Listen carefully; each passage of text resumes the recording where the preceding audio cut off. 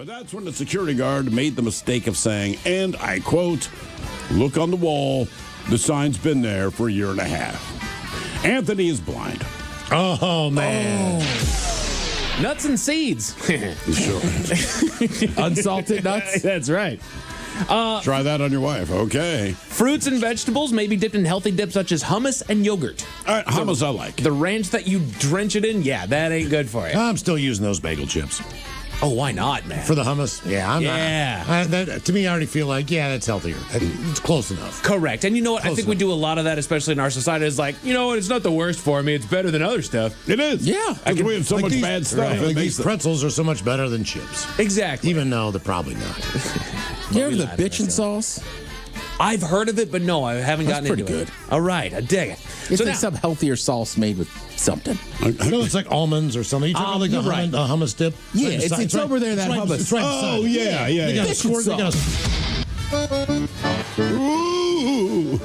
Well, ahoy there and happy birthday. You know, the last time the old Capitan headed for the snow-covered mountains was about 6 years ago, when Mr. Clean dumped 3 kilos of Bolivian marching powder on the supple breast of Betty Crocker.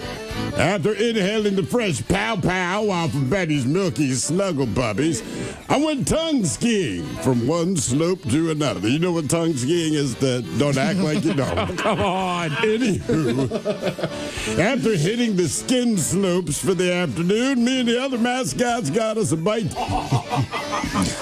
No. Crunch berries.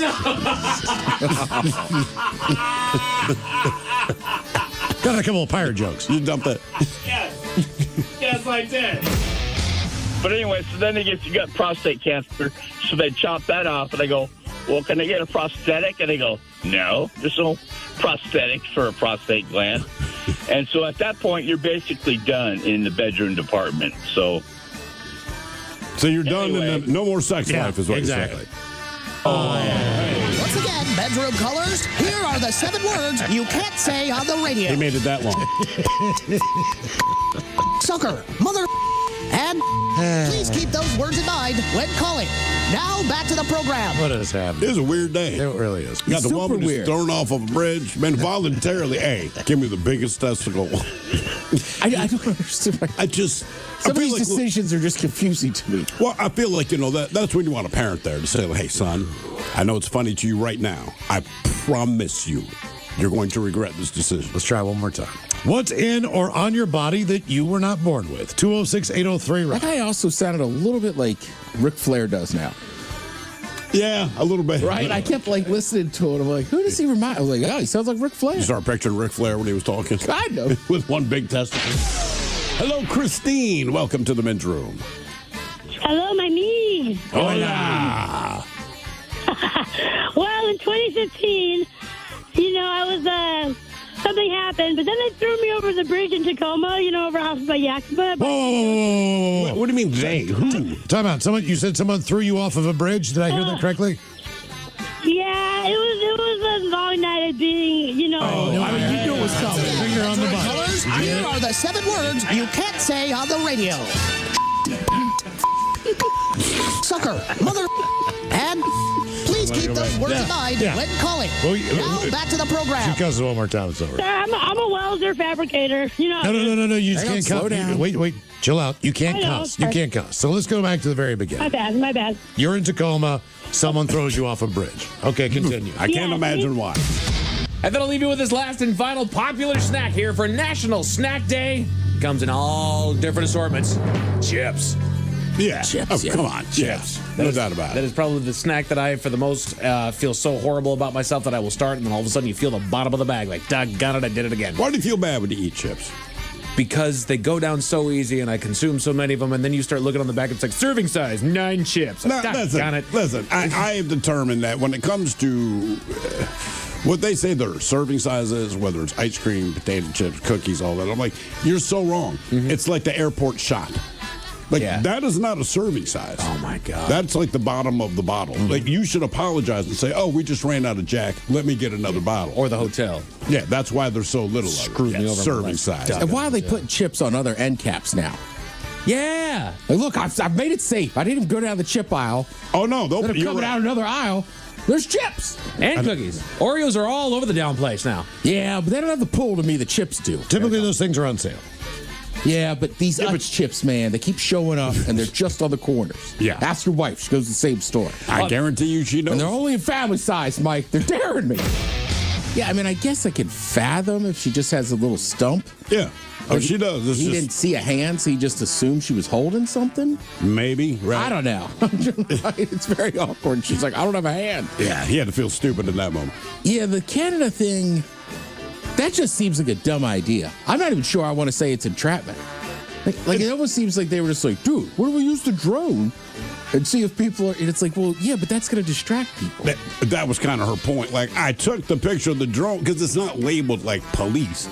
It's just a drone. I don't see anyone operating it. I'm freaked the F out. Yeah, so I'm with you. And everybody on Facebook's the same thing, too. Like, Stumpy? yeah, Florida cop. He was stumped. And drones, too. Like, I saw somebody got fined during the parade for the Seahawks. I think a lot of people did. Because they had closed off the airspace. Oh, did they? Yeah. I don't know how they monitored it. I just saw a story on it. It's like, right, because... I guess he just looked. I mean, what else do you do to monitor, right? Just look up, you see a Right, drone. but also it's hard if you have a drone. Like, I'd want to do that. I mean, if the Super Bowl parade seems like the time you try it. Like, Absolutely. Could I get some footage? Sure. What do you call a pirate that pees on people? What do you call a pirate that pees on people? I don't know. R. Kelly. What's a sailor's favorite detergent? What's a sailor's favorite detergent? Tide, yes. Tide. Where did the Captain Hook buy his hook? The hook store. Oh, second-hand store. Here's a funny one-liner. I learned no matter how hard you try, you can't baptize a cat. And finally, a small boy was lost in a large shopping mall. He approached security and said, "Sir, I've lost my grandpa." The cop asks, "What's he like?" The boy says, "Jack Daniels and big boobs."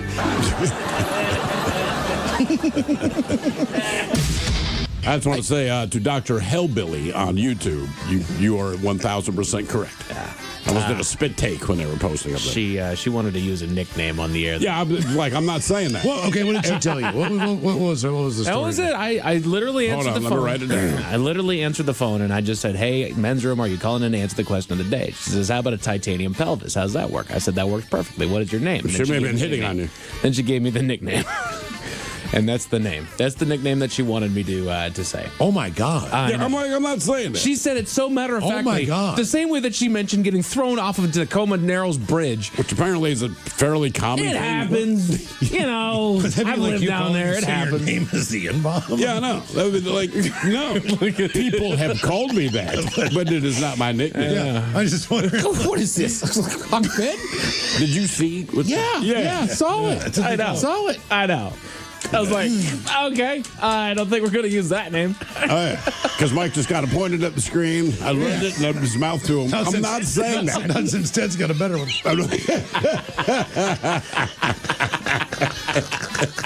Yeah. Duck and cheese, Ted. Come on. All right, let's go to break. There's a lot going on. Yeah, let's go. I feel Reset terrible this. for her. Yeah. I'm glad she survived. Me too. Just for the record. I'm going to take a walk around the block. And now, the men's room legacy continues. Unfortunately, what you're about to hear is real. The members of this radio program are simply not that bright, or what some people would call educated. They are merely stupid. They're not trying to offend anyone on purpose. And all have played doctors on TV. You have been warned and are cordially invited to join the party. This is the men's room. Forget it, man, and get with the countdown. Get with the countdown. Shake this square world and blast off for Kicksville. The trippers, the grasshoppers, the hip ones, all gathered in secrecy and flying high as a kite. This is the men's room with Miles and Thrill. You know what they say, shake your radio more than 3 times, and you're playing with it. You're listening to The Men's Room. And away we go. Welcome to the 21st Amendment season, episode number 4484. Along with Steve the Thrill Hill, the Ted Smith, and my cock. And you are in the men's room. On tap today, once again, we play Big Dummy. On Ted's Meat and Potatoes, the McDonald's Big Arch Burger takes on the new and improved BK Whopper. We will play Profile This, plus headlines, the men's room shot of the day, fun with listener emails, and everyone's favorite, TV Time with Ted. Click, clack. Drink it, drunk. All right, here we go. Huge news as the butt birth rhino from Ace Ventura is now up on the auction block. Meanwhile, some faith in the youth of America as selling Girl Scout cookies in front of a pot shop, pretty ad hoc. Louisiana mayor looks to not be mayor anymore. A man steals a flamingo in Vegas and takes it up to his floor. And another animal again rescued after falling through the ice. That is all coming on today's very special episode of The Men's Room. And now, here's the question. Hola, bitches. Good day to you and yours. All right, today is the day that we play Big Dummy, the game show that rewards you for your stunning ignorance. Here's how it works. You call us, we will spin the category. I'm getting there. I know you were fired up today, man. Yeah. Had a little something pre-show, man. I'm all jacked up. Yeah, you wipe your nose, man. Kind of obvious. We will spin the category wheel, and then we'll ask you a question from that category. But here's where Big Dummy separates itself from your average, more reputable game show. We will continue to ask you questions until you get one right, because as always, we want you to leave here smarter than you showed up. Now, so far this year, our biggest dummy has been the lovely and talented Dave, who heard the word alibi and said, man, I thought Al was gay, and found a way to answer 9 consecutive questions wrong. Can you do better? Of course you can. Everyone else has. So give us a call, and off we go on Big Dummy, brought to you by our friends at Advanced Hair Restoration. To be a contestant and play Big Dummy, call 206-803-ROCK. Like the Men's Room on Facebook, follow us on X and Instagram at Men's Room Live. Send your emails to the Men's Room at KISW.com, and now watch the show live on YouTube at KISW Rock.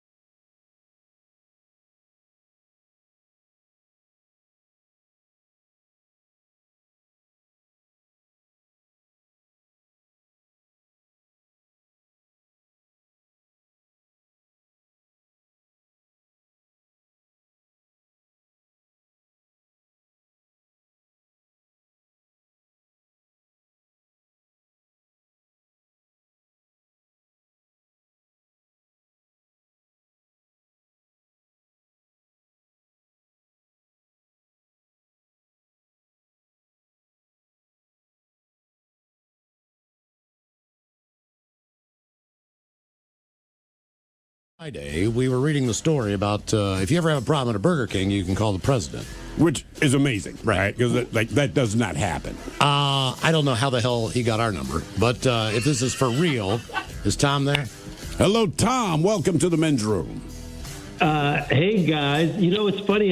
I'm calling back people, and I didn't know I was going to run into a radio station. Okay, so look, here's the thing. All right? So on Friday's show, we were doing a news segment, and the news came out that the president of Burger King, if there's some kind of major complaint someone wanted to file, they could call you directly, okay? So we just covered the story, but we never called you. Now, that said, there's a strong possibility that our morning show may have placed a call to you. Or one of our listeners did. But what's amazing Who to does the us morning show? is that you're making good. The morning show would have been the Daily Mig Show with Steve Miggs and Taryn Daly. That was a woman, I think, that left a message. That would have been It's Taryn. Taryn. Okay, she did leave a message. Now, did she say what this is in reference to? You're getting a hold of her, Mike. No, she said, hey, whatever her name was, Karen, did you say? Taryn with a T, yeah. This is Karen, and love what you're doing, and just want to, we get these voicemails, and the voicemails are translated through, I don't know,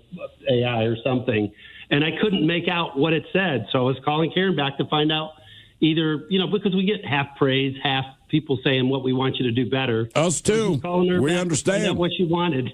I will say it was confirmed. It was the morning show. It was the morning show. It was just texted me. They said that they did. Okay, All right, so Tom, you're the president of Burger King. First of all, big we fan. love you. That's all. I still like the original chicken sandwich, but our co-host here, Miles. Years ago, he worked for 2 weeks at Burger King. Yeah. He's still claiming that he worked for you. No. Is that stolen valor? I'm a graduate of BKU. I trust you. I believe you. He worked for 2 weeks, and he talks about this. Is that 1986 in the brown uniform era? Right, the brown polyester uniform. Because they never wanted me to return it after they fired my ass, and so I would wear it. I would wear it to like Halloween parties and stuff. Listen, I get it, and I think I guess it's gone by now. But if you need a new one for next Halloween, I'll hook you up. Do you actually have the old brown polyester style uniforms? Well, I have access to all the old uniforms, but I actually only started here 5 years ago, so I wasn't privileged to wear that with pride. Yes. Well, I don't think anyone wore it with pride. I remember those uniforms. So do you guys kind of keep like an archive of all the uniforms or logos, everything that's kind of come and gone? I think we keep an archive of about everything. We don't keep any of the old Whoppers around, but anything non-food we'll keep. Well, truth be told, you guys have the best hash browns for breakfast of any fast food place. That's I've heard that, and the original chicken sandwich is alive and well. I was very surprised at how many people called me with that one. Yeah, I'm with you, dude. I still love it, and it's just, I don't know if it's because I grew up on it or whatever, but it's great. What are some of the things, not necessarily their complaints, people complain about everything, so put that aside, but as far as the things that people are giving you accolades for, like if you're the president of Burger King, what are like two of the things where you're like, I cannot believe how much people like blank? Well, I already said the chicken sandwich, and this is not surprising, but everybody loves us for the Whopper. And everybody, let's see, what else are we getting a lot of love for? And the hash browns, too. Like you said, we're getting a lot for the hash browns. And then we're getting a lot about changing the fries. Like, can you change the fries? But it's hard to know what to do with it because and I'd love to hear what you guys have to say. Some people love the thick cut fries that we have. Some people want more of a shoestring fry. Like those guys, whatever those guys are with the golden arches, I can't remember their name. Right. Somebody out there. We've heard of it. I would say, man, honestly, with Burger King, I think we had a discussion about this either Friday or maybe even yesterday, but Burger King changes its fries, we feel like, more than any other fast food place. Too much. So it's like, man, look, just you're not going to make everybody happy. I have a wife. I cannot make her happy all the time. So you live with these things, right? But like, figure out whatever you think the best version is and then freaking stick with it. And then if you want to introduce a different fry, give people, quote unquote, a limited time choice, right? It's much better than In-N-Out Burgers fries. I'll tell you that right now. Well, and Burger King also, like, you got the onion rings. Yes. Yep. Yeah, I mean, Tom, this could sound stupid, but as long as I got you on the phone, is that just a mistake when I get a couple onion rings in my fries? Is that like a surprise Are they hooking me up? Because everybody's happy when it happens. Yeah, it is. And no, it's a clever marketing ploy that makes somebody's day special, right? It does. I'm grinning ear to ear just thinking about it. So, Tom, when I was working, I was doing the chicken sandwich. Oh, here we go. Shut up. I was doing the chicken sandwich, the chicken nuggets, and at the time it was called the Whaler, which was the fish sandwich. The BK Whaler, correct? Right, exactly. So I had to go into... Did you really get fired after 2 weeks? Here's what happened. Here's what happened. Here's what happened. In 1986... hard on me. Well, no, listen, we only had a landline phone, okay? All right, where I was living. And the manager changed the schedule. Sure. Okay? This is the story he tells us. No, this is what happened. He changed the schedule. I was supposed to work on Sunday morning. Something happened, but there was a schedule in the restaurant and on the door. Now, the manager claimed he called my house and left a message. That did not happen. As far as I'm concerned, my mom would tell me, because it was the answering machine days, right? Sure. And trust me, I'd gone through all the VHS training tapes in the closet. I'd watched them all. I'd passed all the tests. I was next up to work the fries, possibly the drive-through. I was just. He was on his way, is what we're saying. Yeah, I was. Okay, but when I came into work on Sunday, he said, "You're fired because you missed yesterday's shift." And I was like, "I wrote down the schedule." He's like, "I had to change it." He's like, "You need to be aware of these things. I called you and left a message." And I'm like, "No, you didn't." And he's like, "Take your stuff and get out of here." And I'm like, "You son of a bitch."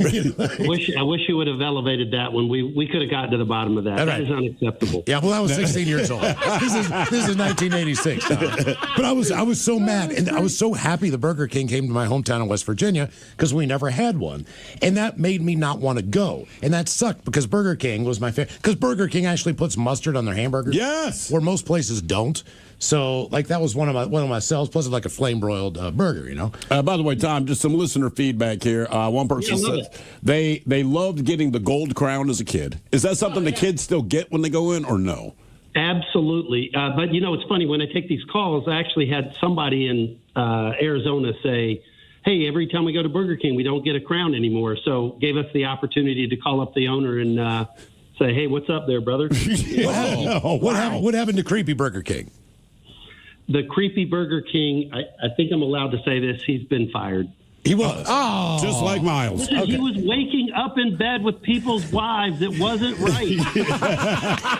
It was kind of a bad image, I guess. You could make him a pimp or something. Yeah. Exactly. He had a huge hairy chest. He had this big, creepy cartoon head. He frightened people. He frightened me. He was creepy. Like, we got used to him after a while and kind of enjoyed the commercials. But I would say, like, the first month those commercials came out, like, we'd come to work like, Jesus Christ, that guy is terrifying, man. Exactly. Yeah. You're not going to go to a restaurant where you might see that guy. Yeah. So, can you give us a sneak peek? Is there anything new down the pipe that we can expect? I got the communications team sits here with me, and they're giving me the stink eye right now. Are they really? The fun police. Kick them out. You're the president. Yeah. Just look for some menu elevation over the rest of this year on our core product. Well, that honey chicken biscuit is fantastic. Yeah. Well, and he's a biscuit lover. I love that people call you to tell you that they love the Whopper. It's like, we're Burger King. We know. That's kind of what we do. But yeah. Thanks for letting us know. News to us. Damn. Yeah. Okay. Well, yeah. So, it was the morning show that called, man. We were not expecting this. I said hi. Yeah, we will. Our closest Burger King is down here in Soto in South Seattle. I go there and get breakfast. All right, Tom, one more random question. Has anybody compared you to a rapper named Mike Jones? What? Because Mike Jones was famous for giving out his cell phone number. You're the only other high-level person I've ever heard give out a cell phone number. No, I was just sitting around bored one day, and I said, I'd love 15,000 people to call me. So, Is this a big time with Lent for your fish sandwich? Absolutely, big time for Lent. Yep. So, okay. Well, it's a great fish sandwich. It's not, man. I have got a couple of calls on the fish sandwich. It's been a wild we just start week 2 tomorrow, but it's been some wild evenings taking these calls. Well, I do remember this. I was not, the station I was working in was not too far away from the drive-in window. Yeah. So you could hear a lot of the communications of people coming through the drive-through. And since I was doing the big whaler, or the fish sandwich, the whaler was called, you could hear people, and this is West Virginia, so keep this in mind. People were asking if it was really whale. Oh my God. I am not lying. I am not lying. And I was just like, Men's Room with Miles and Thrill. 99.9 KISW. All the patrols, away we go. Welcome to the 21st Amendment season, episode number 4,484. What a large and in charge program we have for you today. Guaranteed future repeat. The head chef is back. Ted's Meat Potatoes, talking about the Hamburglar Wars. Burger Wars, dude. That's right. They're firing back up. The new Big Arch Burger at McDonald's. Correct. So back in the day in the 90s, they had the Arch Deluxe. Yeah. And, of course, they have the Big Mac. Of course. It's the big arch. The big arch. I see what that. I'm glad when the burger wars heat up because in the end, the consumers win. Yeah. Right? Everyone starts throwing everything against the wall and you're like, cool. In the last few days, we've seen the video of the McDonald's CEO taking a nibble out of this thing. A nibble's the only word you can say. Right. Because it wasn't a bite. It but was of course, the guy that called our show, he comes back for Burger King and takes a huge ass bite, asks for a napkin. Yeah. You know, people are like, that's a man's man right there. That's a man's bite. We're not even talking about the burger itself. Now we're talking about the president and the CEO going at it. Right. You know, virally. So Well, and I do think it's good. Like, the Whopper's always been there. Sure. Right? Carl's Jr. was kind of famous for having big burgers. There is a limit. right. It only gets so big before it's like, Yeah, but I mean, should be interesting. And burger wars are heating up, so we'll try them out. And we're gonna get them in studio today. We're gonna try both those burgers. Nice. Because the Whopper is new and improved, as you said. So, Correct. They only changed a couple things, but it's new and improved. Okay. We're gonna find out which one's better coming up at 4:30 with the head chef and Ted's Meat and Potatoes. It's kind of like a radio station that's new. And man, you guys been on there for 3 years. What was the station? There was one in Seattle a couple of years ago. I don't even know if they're still around, but it's like, check out the new whatever, right? Like, all right. And you're right. It's like 3 years later. It's like, you're listening to the new. We're like, you're not new. Right? And I want to say legally, if it's a product, you can say new and improved. I believe it's like 9 to 12 months after. We can say improved. You can always say improved, right? Correct. Because that's subjective. But when you say new, it's like, well, yeah, I want to say the FDA if it's a food product or something like that. So if it's like up to a year or something before you have to stop saying new. Generally, you can legally label a product as new for up to 6 months after its national. Why don't they do that in radio? They're like, you're not new anymore. Every show we do is a new show. Yeah, that's a good point. Correct. And if we're better at it than yesterday, it's new and improved. Well, we'll let you know at the end improved. Improvement can be a lot of things, right? Sure. Like the Browns, at some point, somebody in that organization said, well, we did improve in this last year. Well, look, if they still had a crappy year. If they win, 6 games next season? Yeah. They are improved. Not new, but improved. The Raiders, can they be worse? No, I guarantee they'll be improved. Yeah, but we'll taste test the best kind of war. Burger wars. Burger war. 4:30, head chef on the way. Today is the day we play the game known as Big Dummy. It is an easy game to play. We'll spin the category wheel. You are either playing for Team Sober or Team Not Sober. Our biggest dummy this year, that would be Dave, who took 9 questions to get one right. And as we do when we play Big Dummy, we like to do a little men's room poll. And the last time that we played Big Dummy, it was the beginning of Lent. So we asked you, that's right, if you could give up one thing for Lent, what would it be? And we kind of initially thought about this like alcohol, drugs. No, but you might do that anyway. You know, all the crap. We're like, no. Let's get to stuff that's really important. Sure. That matters in your life. So your choices were, the first one was you would give up socks for the 40 days. You could not wear socks. That just seems insane. Flip-flops, Birkenstocks if you could. Guess you could wear Crocs. Sure. But either way, man, you do not want to wear shoes without socks. No, you don't. I did that one day, and I have blisters on my feet for about 10 days. Damn. Just from that one day of doing it. Next up on the list, that would be toothpaste. Could you give up toothpaste for 40 days? Yes, I know some of you have. Yeah, you can still floss. You can still use mouthwash. You can still brush your teeth. You just couldn't use toothpaste. Right. That'd be the idea. Next up was pillows. Ted, this is an easy one for you. You typically do not sleep with a pillow. I don't. We're talking Not under your head. But, yeah. I mean, that's the thing. I think you manipulate the pillow more than most people I know. It's just not where most people have their pillow. Correct. Yeah, I like to kind of hug it. Yeah, that's what I'm saying. So you need your pillow. It's just not under your head, man. Like I said, I could just go But fetal. doesn't it feel weird if you're just fetal? You got something in your hands all the time. I can not hug my wife and hug myself, but it's a very different experience. Well, sometimes you just, I don't know, the pillow, I've tossed it at some point, and you just wake up kind of in that Do you have throw pillows on your couch? In other words, do you need something to put your arm on, you know? Yeah, I got pillows on my couch. Well, you have to give those up, too. That's what I'm saying. For 40 days, you got to give up pillows. Yeah. I only use the pillows on my couch, though, generally if I'm, like, laying down, kind of prop me up. Yep. But I like a corner seat. Me too, man. I have a very specific seat, so I will make anyone move when they sit there. Yeah. And finally on the list, I think that's fair in your own home, by the way. Well, I mean, you realize you become the dad, right? It's like, I'm not going to be that way. And then you are, because it's like, hey, I asked for one goddamn thing from anybody, all right? Like, I'm feeding you. You got a roof over your head. That is my spot on the sofa. I cannot explain it, but that corner spot, even the dog, because the dog, anytime I get up, it's got the body heat, and she curls up, and she does her best to look cute. And I'm like, you are cute. Move your ass. That's right.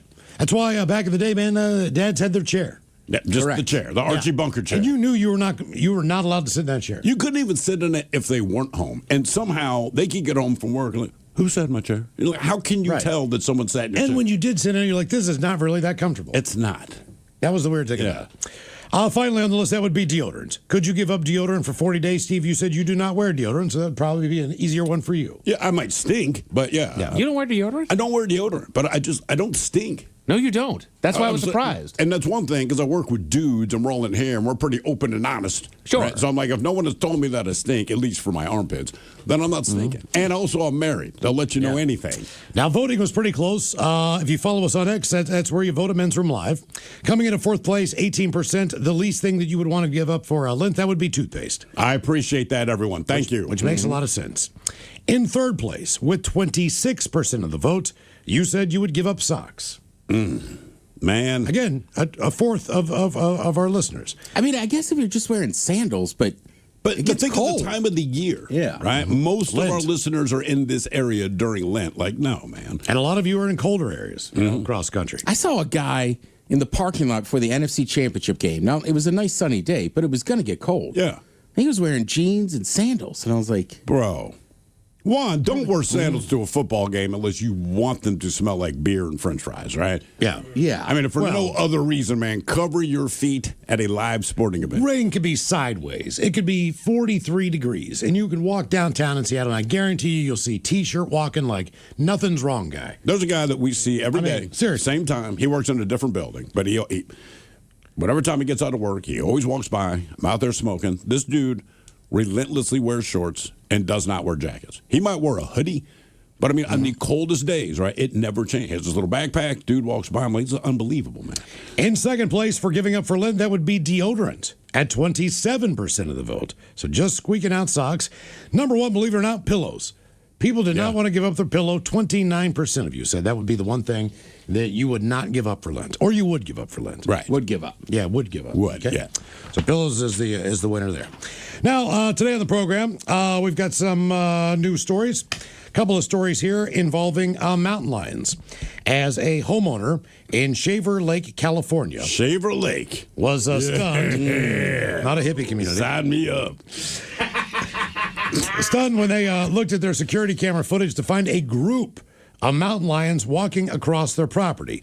These were not a mama and her baby situation either. They were all full-grown mountain lions traveling together. The trio of lions appeared to be on high alert as they casually walked across the driveway looking around. The resident, guy named Mike, found the footage on his security camera on Wednesday, and then he shared that with the Fresno Sheriff's Office shortly afterward, just to alert residents in the area, keep your heads on a swivel. There's a bunch of mountain lions out here. And they say while mountain lion sightings of any kind are exceedingly rare, they're more common in California than many other states. Experts believe that the state of California currently has about 4,500 mountain lions. Somebody had to go out there and count 1, 2, 3, 4, 5. Also, Damn it! Also, it's a big state. Well, you know, so keep that in mind. They always say, I think there's a misnomer, though, when they say, hey, man, mountain lion sightings are rare. It's because mountain lions are known to be stealthy. Yeah, well, that's why they're caught on security camera. Right, you're saying like sightings of them are rare. Right, you may have been in proximity and had no freaking idea. And people know. What do you mean? Like my buddy used to have that property, kind of unincorporated King County, where I saw that bear. Yeah. And then he was like, yeah, I know there's a mountain lion somewhere out there, too. Same thing, just seeing it on trail cams or whatever. And it's just like, how do you, like, all right. Yeah. Now we head north again. A male cougar was killed by state fish and wildlife officials this past Saturday after attacking a dog in Sudden Valley. That's outside of Bellingham. According to a spokesperson, they received a report on Saturday morning of a cougar in the front yard of a Sudden Valley home. Anybody home? I was going to say, you got any wine? The cougar had a caller's dog in its mouth. Oh. Yeah. The caller and others then chased the cougar, which eventually dropped the dog. Believe it or not, the dog is recovering. It made it okay. But officers and wildlife staff placed a trap in the neighborhood. Within a few hours, they trapped the how many pound cat? How many pounds did this guy weigh? Say 90. Higher. 145. 145. The animal was lethal. Yeah. Did you read the story already? No. You literally just guessed 145. Yeah. I refuse to believe you. Well, I was going to say 160. That's a little high. 150. So I was like, cougar's probably about 145. Yep. It was. What? You got any wine? The animal was, how do we say this? The animal was removed from planet Earth, according to the agency's They statement. killed it. Yeah. And the dog was taken to the veterinarian to be treated for its injuries. So there you go. Mountain lions, cougars, all So the in dog disease didn't state. die? No, they chased the cougar. The cougar had the dog in its mouth. Right. And when they chased the damn thing, it dropped the dog. I feel like maybe we should let the cougar go then. Well, I mean, he's still in the neighborhood. They had seen these guys. I don't know if there were 2 or 3 of them, but they had been tracking them and seeing them in this neighborhood for weeks. But this was the moment where they went, oh, things have changed. You Well, know? why do they think they were there? Like, look, man, if you know there's mountain lions in the neighborhood and you have a dog, they're going to eat your dog. This is what the woman said. She said, look, I've got one of these little dogs, and what I do is I open my front door. He goes out. He pees and poops. He only goes out 10, 15 feet, and he comes back in, right? Mm-hmm. So when that dog went out to use the bathroom, that thing picked his ass up. I have a box of wine. And started walking and down it the street tastes with for it. canine. Exactly. Yeah, it's exactly. a cat. It clearly knew that little dog was out there. Yeah. Mm-hmm. Okay. Probably been scoping it for days. Like, okay, he only goes to this point. Get his ass. We stay local. This is a weird one. This comes our way from Lacey. As the Thurston County Narcotics Task Force, in a joint operation with the Lacey Police Department and the Libya Police Detectives, arrested 5 suspects in connection with an armed drug trafficking operation in Lacey. Now, evidence developed during the investigation indicates the group was distributing controlled substances, cannabis, vape products in Lacey. Now, during surveillance and investigative operations, the force detectives observed a high volume of juvenile traffic, consistent with suspected drug distribution activity. Detectives documented more than 150 juveniles entering the residence on an average school day. Damn. Both Comanche Middle School and Timberline High School are in proximity to the home, with Mountain View Elementary School being a bit further out. Now, during the search, detectives seized controlled substances and evidence of distribution, including cocaine, magic mushrooms, psilocybin candy bars, approximately 500 cannabis-related items packaged and marketed in a manner consistent with youth targeting. They also had scales and additional distribution-related items. Damn. So they busted this drug house. Yeah. Down in Lacey by a couple of schools. That's story number 2. Now, this is a bit of history, all right? All right. This goes back a ways. And when we first got to Seattle, we understood the nickname of Tacoma to be the aroma of Tacoma. That's what everybody said, for sure. And upon visiting there for the first time, on I-5. You understood? You understood. But quickly. At the time, we really didn't know what that smell was from. There's a lot of industry down there and everything else. But so the story goes, the aroma of Tacoma, also known as the Tacoma aroma, is a putrid and unpleasant odor described as similar to the odor of rotten eggs. The odor is not noticeable throughout the city, but is rather concentrated in the Tacoma Tide Flat area and frequently smelled by motorists traveling that section of I-5. Now, as far as the history of this, a variety of causes have been attributed to the aroma of Tacoma, including sediment in Commencement Bay, sulfur release from the Simpson-Tacoma Craft Pulp and Paper Mill, which is a rendering plant, the U.S. oil refinery, or a combination of all these. Now, in 1997, the odor was exasperated by several weeks after municipal officials unsealed a sewage tank that had not been opened in 15 years during the height of a stretch of humid weather.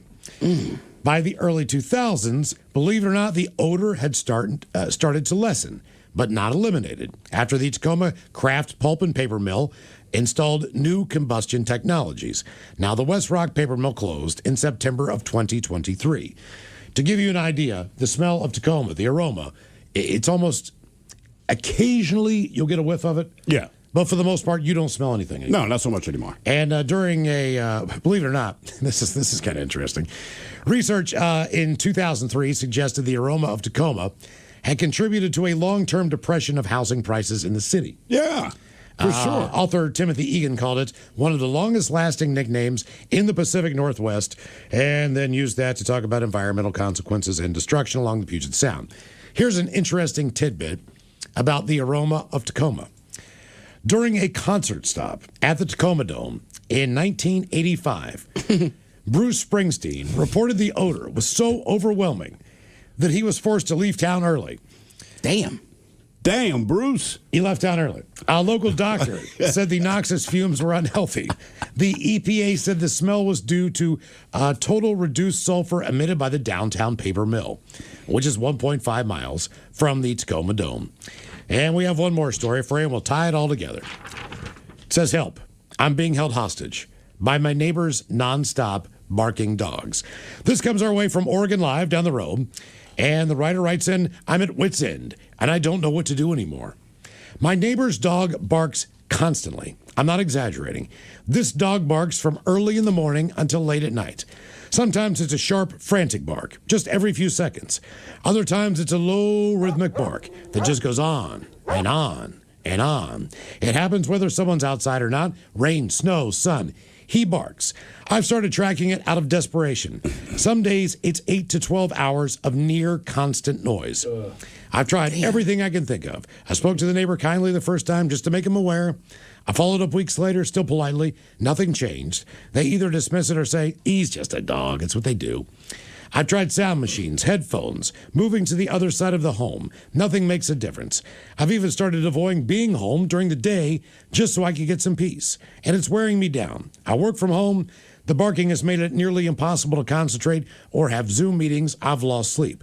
Whenever I'm on a Zoom meeting, whoever's with me says the same thing. Is that dog of yours continuing to bark the entire meeting? And I have to let them know it's my neighbor's dog.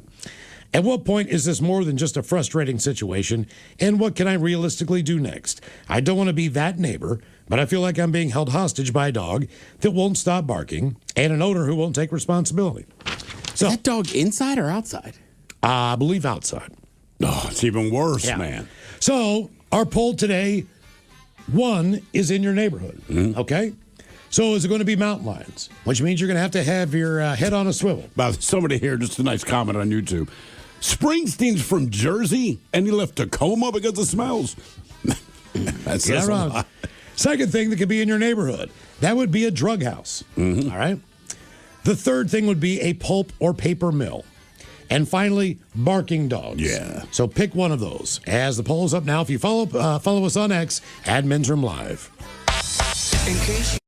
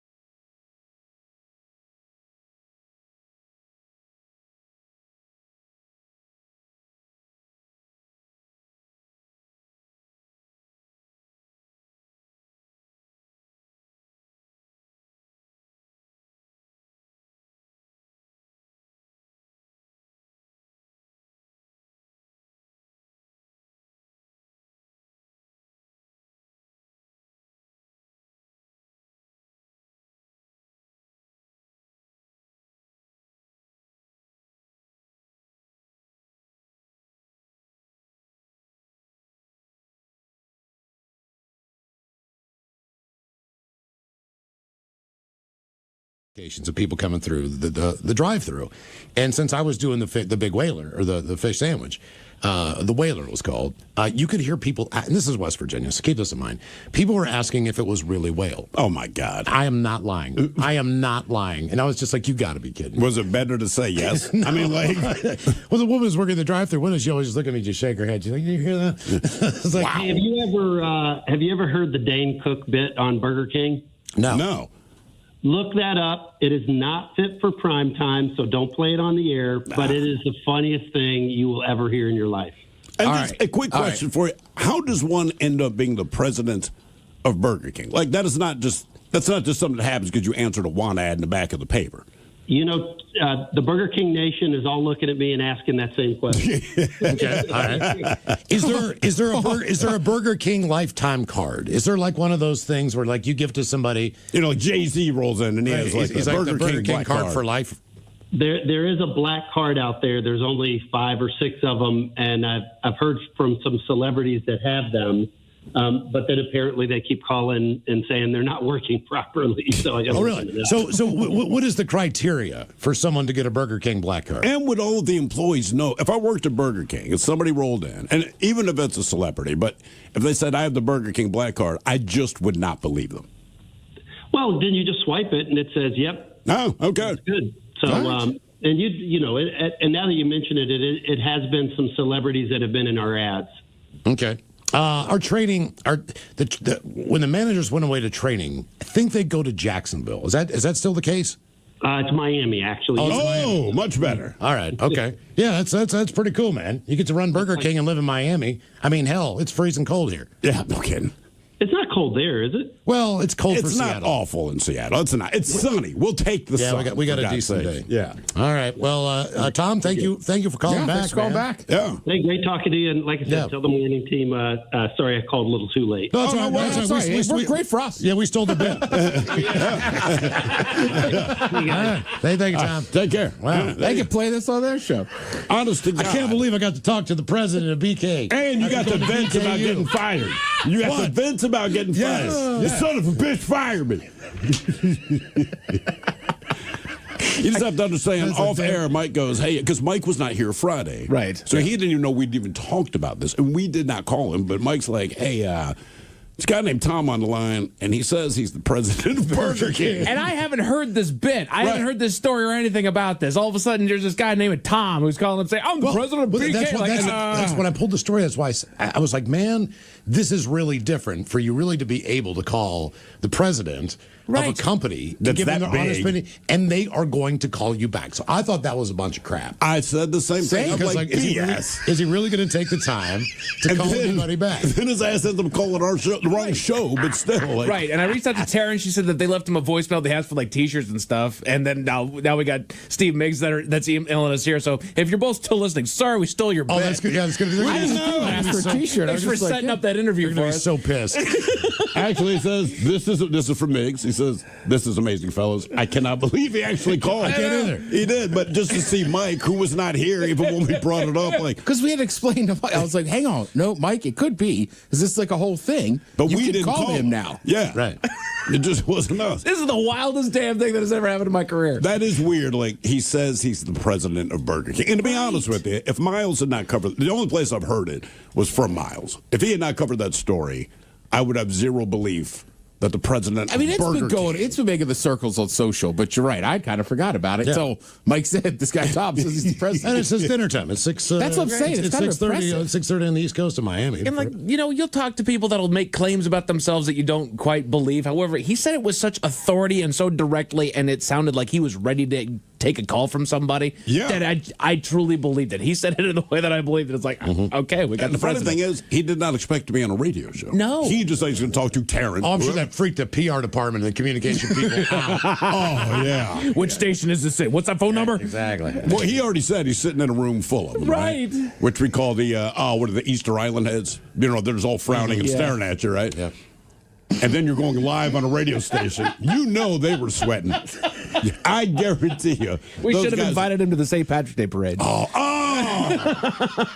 like, dude, it doesn't take long. You're the president. Fly out here, bud. I mean, it's also funny, too, is we don't have to mention other places, but literally, we were talking yesterday about those damn hash browns. Yes. Because I forgot to cook mine that I bought when I was watching that USA hockey game. I do love that original chicken sandwich. A couple comments. Please give us cheesy tots all the time. Oh, my God. We should have read these. Mike, if we really say this for the end of your spectacular. Oh, yeah. This is awesome. so you guys are talking to the Burger stupid. King president. Can you please tell him Oak Harbor Burger King sucks? Jesus. What else we got? Ask him if there's any vegan options coming out. Asking for Miggs' wife. Well, they had the Impossible Burger. Did they? Yeah. Yeah, we've had it. They did that for a in minute. studio. Please ask him to bring back the Italian chicken sandwich. Ooh, that was good, man. That's just a chicken parm, isn't it? Yeah, basically, but BK style. Listening to the CEO of Burger King, I'm going to eat a Burger King tonight just because of him. I second that motion to view Dane Cook's comedy piece about Burger King. Actually, the whole bit is hilarious. Yes. And this one says this is the greatest radio that ever existed. So That cracks me the F up, That's man. crazy. I did not expect that phone call. let's take a break real quick. Good work out of the morning show. We'll get back on track with the question. What do you think made you sick? Burger King, damn it. 206-803-ROCK.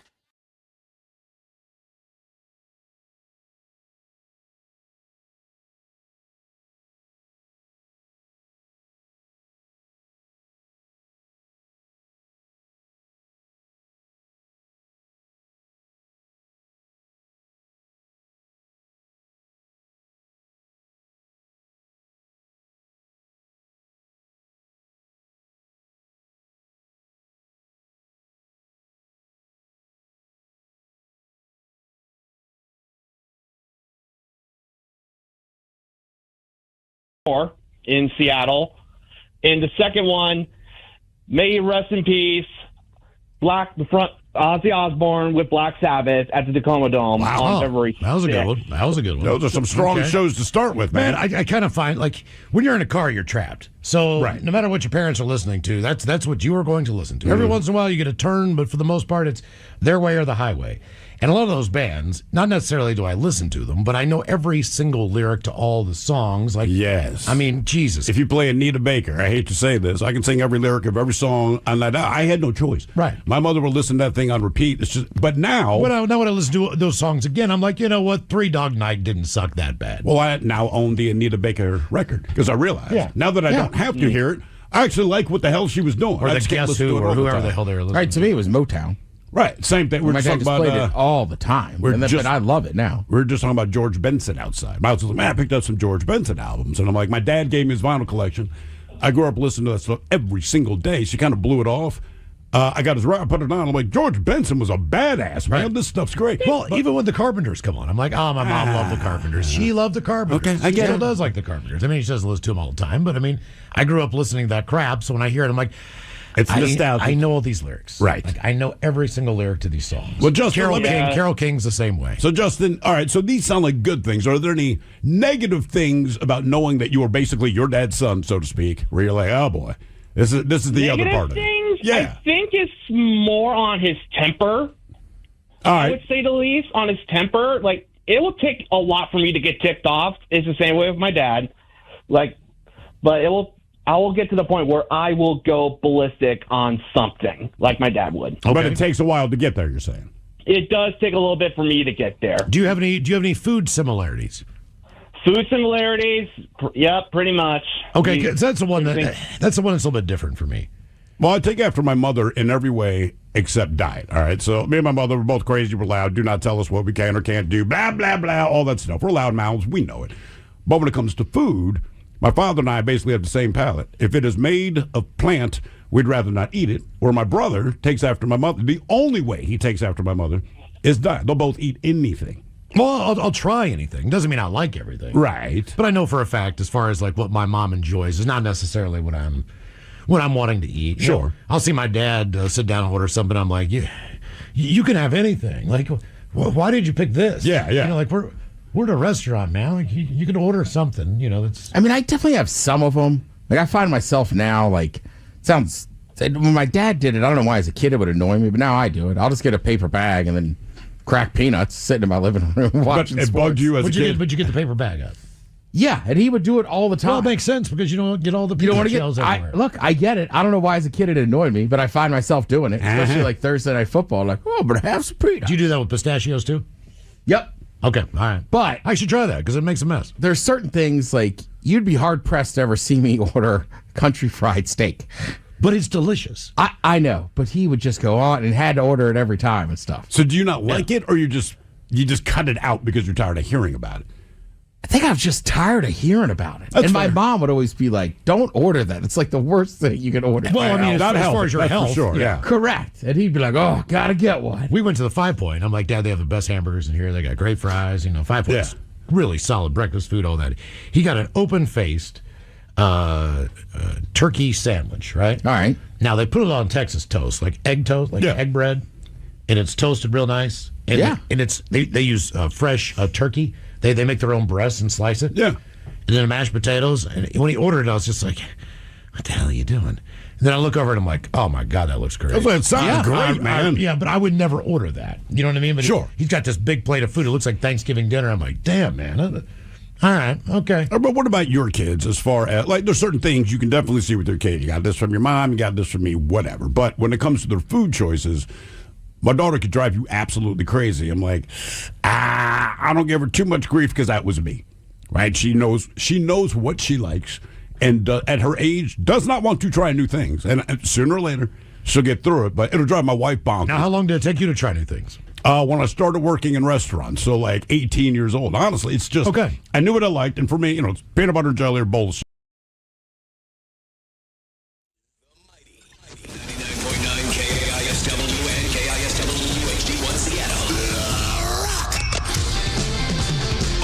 Live on the free Odyssey app. Text the guys at 206-803-ROCK from the Pinky's Plumbing Studio. You're in the men's room.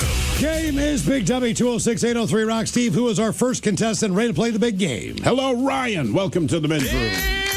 Dale. Ryan, are you sober or not sober? I am sober. Welcome to Big Dummy there, Ryan. Thank you. Our men's room poll. You're going to have to deal with one in your neighborhood. Is it mountain lions, a drug house, a pulp or paper mill, or barking dogs? Well, funny enough, I've dealt with mountain lions. Even funnier, the story about the house I live down the street from. In Lacey? Okay. Oh, really? Yep, right off of College Street by Camachin Middle School, and Mountain View is where my daughter went for elementary school. So were you already aware of this house, or was it news to you when you saw this? I was. I didn't know what exactly was going on, but I knew something fishy was going on at this certain house.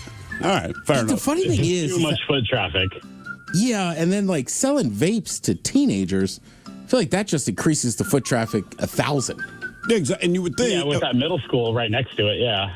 My goal, if I'm going to commit a crime, is to try to be subtle. They did it very, very wrong. So, Ryan, what are you going to pick then? Knowing all this, where are you going? I would take cougars again because I don't have any animals like dogs or cats at the moment, so. Yeah, but see, to me, that's when you want the pet, right? Because if I'm walking outside alone and the mountain lion decides it wants to scrap, well, that's me. You know, if it snatches my dog, well, I'm like, all right, well, I'm okay. They still weigh 145 pounds. If I just remember at 11 o'clock at night, I need to take my trash cans out. Yeah. When I walk out there, man, my head is on a swivel. That's what I'm saying. I'm not taking my. It could be underneath my car. I would go crazy if there was a barking dog and I could not live next to a paper mill. Yeah, that's fair. And then the trap house, that's just bad people for the most part. Yeah, none of these are great. Yeah, so, I mean, I've dealt with the cougars before living on a farm, and they had one of their horses attacked, and then Fish and Wildlife came out and look, it's going to go after 100 pounds. How many pounds a horse weigh? Almost more than us. Right, that's what I'm saying. Yeah. Did you ever run into one walking the trail, Ryan? No, well, yes, twice. Once I saw it. The other one, it brushed across my tent while I was inside of it. Oh, see, man, yeah, I saw the outline of it, like the shadow. And it was a big kitty. Yeah, it's not a kitty at that point. No. All right, Ryan of the Mountain Lions, Mountain Ryan. Here's your question. What element has the chemical symbol K? Does this have to do with the house that I used to live down the street from, or? No, I'm kidding. No. Oh, man. I'm proud. I know this one. You do know this one. I'm almost positive I know this one. Your confidence just dropped like 2% when I asked you. Yeah. Any guesses? It does. I know it doesn't start with a K, does it? No, it does not start with a K. I would think stereotypically monkeys would be high in this. Yeah, all right. I do know this. Oh, potassium? Yeah, you got it one and done. Boom. Good job. There you go. All right, hey, before we let you go, I'm going to give you a 50-50 question here. 15% or 25%. What percent of you as parents are unmarried? 25. Okay. That says a lot. Game is Big W 206-803 Rock. Big Dummy! Hello, Matt. Welcome to the men's room. Liquor and whores. Liquor and whores. Matt, are you sober or not sober? Sober. All right, Matt, welcome to Big Dummy. Our men's room poll, one is in your neighborhood. You taking mountain lions, a drug house, a pulp paper mill, or barking dogs? Gonna have to go with mountain lions also. Good Lord, man. How do you know you're in the Pacific Northwest without telling me you're in the Pacific Northwest? I'll do mountain lions. That would be the last one I would take. Just because, look, the barking dog it's barking. It's driving you nuts, but you can, in your mind, you know why, where, and what it's doing, right? But it doesn't make it when any that better. smell hits you, you know that's the paper mill. That's the pulp, right? Sure. You know that's a drug house down the road. Just stay away from it. I don't know where that mountain lion is. That's going to be on my mind all the time. That's one that's surprise, and when it's that's the worst surprise to me. Yeah, but they very rarely attack a human. Those three were roaming around Bellingham forever and attacked one small dog. Yeah. Well, you still have like kids in your yard, things like that. So, I don't know. That's the thing. I got 2 kids in the house. Mountain lions there. I might have 1 kid in the house. You know, I don't know. You got to walk a dog. You got to walk the dog. Well, she might. That mountain lion's not messing with your dog. You don't think so? No. My dog's loud, but she's not that tough. I just think she's loud enough. Really? Yeah. All right. There's something good. Yeah. You're so loud and annoying, a mountain lion won't even attack. Well, she's got a little size to her. Mike's dog's gone. Oh, your dog being on heartbeat? Oh yeah, he's appetizer. He's done. Yeah. But she's not taking on a mountain lion, man. I just think your dog looks scary enough if she wants to, and that barks loud enough that lion be like, I'm not dealing with this idiot. Listen, man, the outdoor cat that lives next door, it's a cat. That cat hits my dog once. My dog stopped barking at that cat. It's been like 4 years. So I'm just telling you right now, there's something in the cat. This is a normal-sized cat. It's just an outdoor cat. And my dog would always bark at it. And finally, the cat had it and just did that. My dog shut the F up and will not bark at that cat now. So I'm telling you, a mountain lion would be like, I heard the house cat scared your ass. All right. Here is your question. In what country is absolute vodka made? Sweden. Another one and done. Wow. One and done. All right. True or false? Fingernails and hair can keep growing for up to a week after death. False. A month. No, they don't. Okay. All right. That's an old wives' tale. But that's how the idea of vampires came up. Because they'd either open a coffin or look at a body that's been dead for 3 days. But when you die, your skin starts shriveling up. But people perceived it as the nails growing and the hair growing, going, well, obviously, the logical conclusion is that this individual is undead and is sucking the blood out of virgins at night. Because that makes more sense than skin shriveling. Game is Big Dummy 206-803 round. What kind of happened with Absolute Vodka? Like for years, to me, that was the vodka. They're still around, but they just advertised so hard back in the day. All right. I mean, that's all. You go to the bar. I mean, it's still up there on the shelf. It's just not top of mind now because they don't advertise. Well, also, when they started getting into that flavored stuff, yes. Oh, yeah. Yeah, I think that kind of diluted the product. It did, but I knew a lot of chicks that dug it for that reason. That Absolute pepper, but I think they called it Papar. They did. Papar. Did a Bloody Mary was delicious. Exactly. Did you ever have the Absolute Mandarin? It's very specific. Delicious. It's very specific for 1 or 2 drinks. Sure. I think maybe it's just, I know I asked the question, maybe there's just a lot more vodka. I think there are. Grey Goose and all that out there. Finlandia. Oh, Finlandia. Finlandia. Yeah, Finlandia, yes. Hello, Tom. Welcome to the men's room. Hola, gentlemen. Hola. Tom, team sober? Team sober. All right, Tom. 1 is in your neighborhood. Are you taking mountain lions, a drug house, pulp paper mill, or barking dogs? Barking dog. All right. Have you ever had that? Yeah, well, our dog next door barks periodically, not constantly like this guy, though. Okay. It's still annoying as hell. Mm-hmm. All right. Your question. What company introduced Spam in 1937? I think it's Hormel. Another one and done. One and done. All right, before we let you go, true or false? About half of the world's energy is used for heat, as in like heating people's homes. True. Man, people are on fire. And believe it or not, the other half goes to electricity and transportation. Big Dummy! All right, see if we keep it rolling. Hello, Christian. Welcome to the men's room. Hola, Bejola. Hola. Shalom. Christian, are you sober or not sober?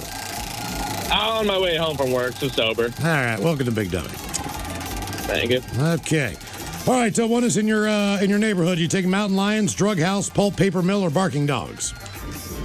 I'm thinking that I'm going to go for the drug house as long as it's nothing too crazy, but... Well, you don't know. Just know to stay away from them. Well, you know, maybe I'll find out one day, but stay away. Eventually, you find out one way or another. All right. Here is your question. The Treaty of Paris formally ended what war?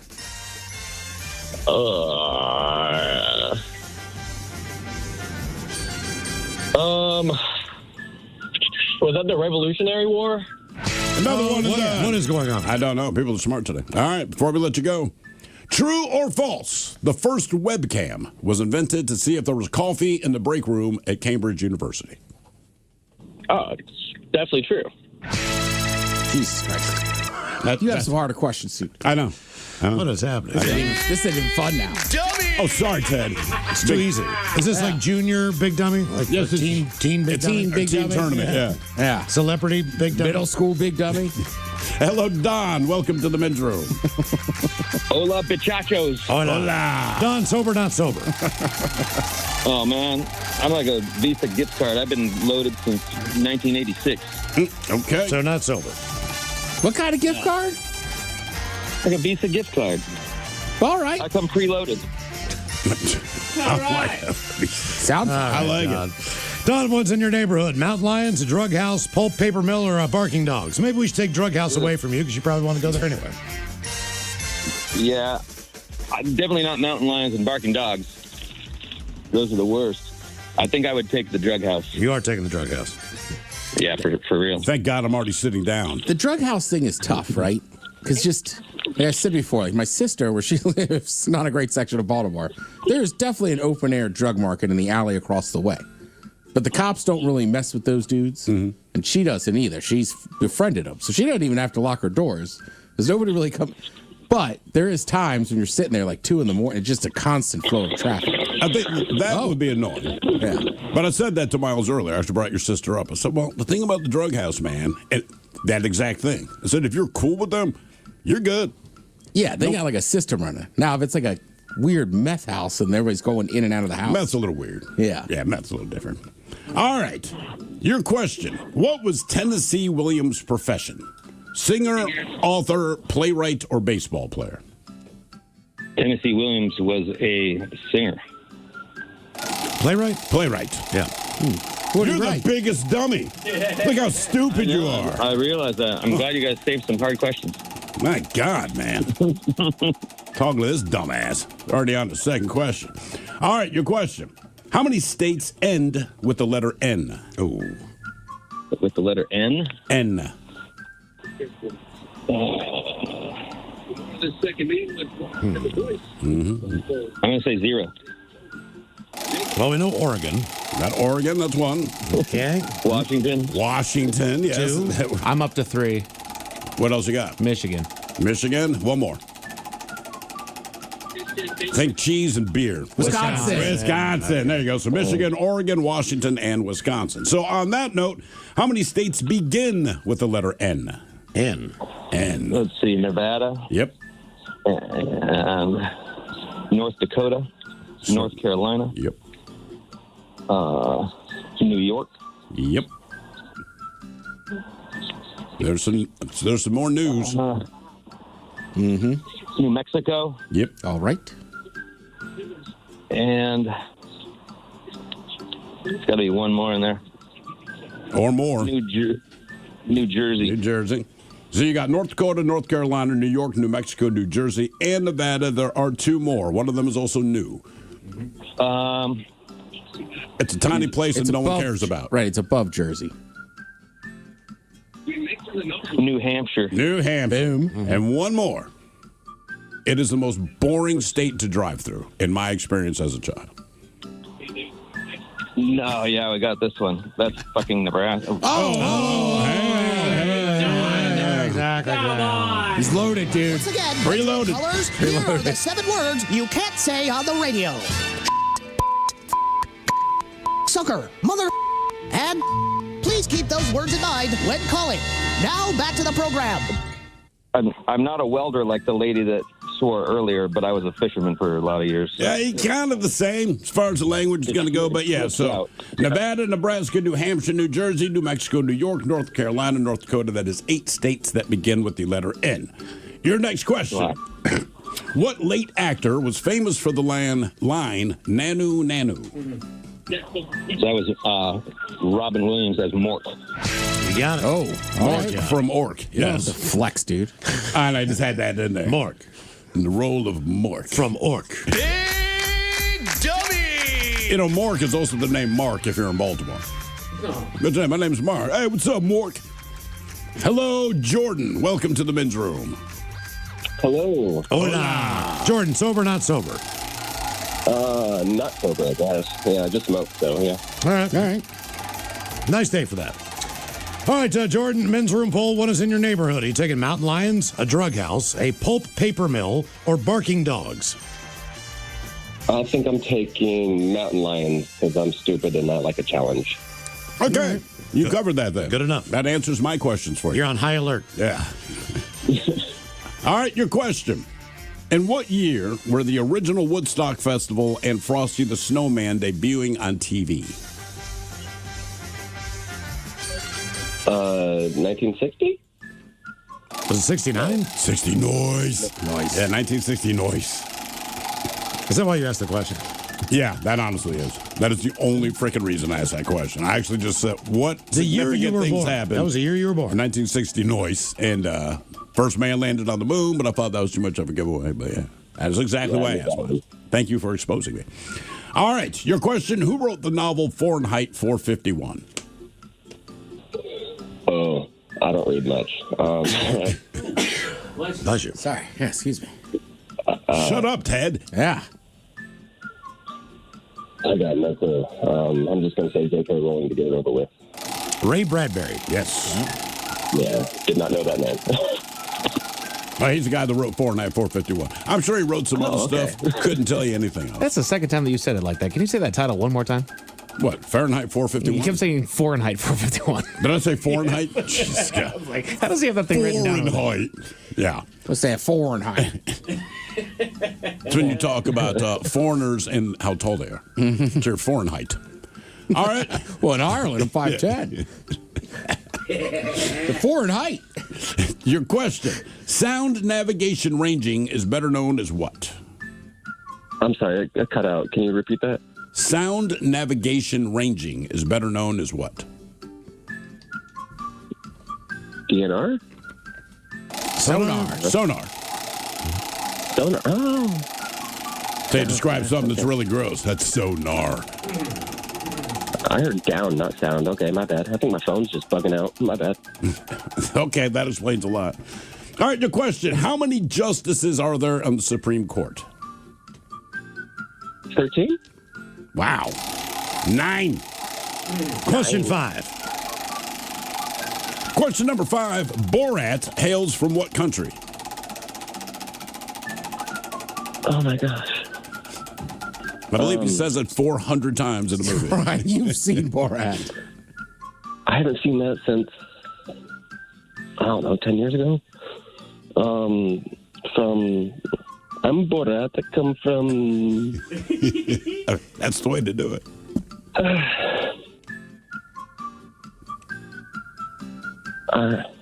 Man, I should have waited to smoke that bowl. My wife. My wife, yeah. Dude, somebody said that the other day. I was in a restaurant. I just started dying laughing. They're like, they heard that. I was like, it's still funny. It will always be funny. Yeah. Any guesses? The Dominican? No. Kazakhstan. Did you say the Dominican? He did say the... Jordan, are you okay over there? Are you throwing this thing, man? Or are you okay? He was a step away from being a baseball player. Yeah. All right. I actually looked at a map, and I'm a little dyslexic, so the first words I saw were, first letters I saw were demo, so I'm like, Dominican. Yes, he looks very Dominican. That's just a different movie. Oh, yeah. All right, your question. What brand of melty cheese was invented in 1918? Brand of what? Melty cheese. Doesn't need to be refrigerated. Nacho cheese? Velveeta. Hey, Jordan, can you hang on the line for us? We'll come back with question number 7 and more Big Dummy next. This is a national contest. Hey, this is Lars.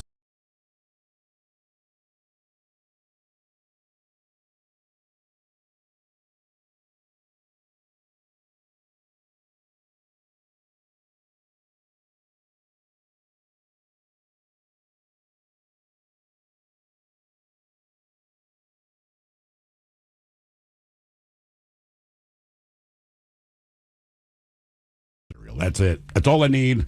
Pizza, the obvious stuff, right? But as far as stuff you're going to make for yourself, that was it. My daughter is very much locked in the same way.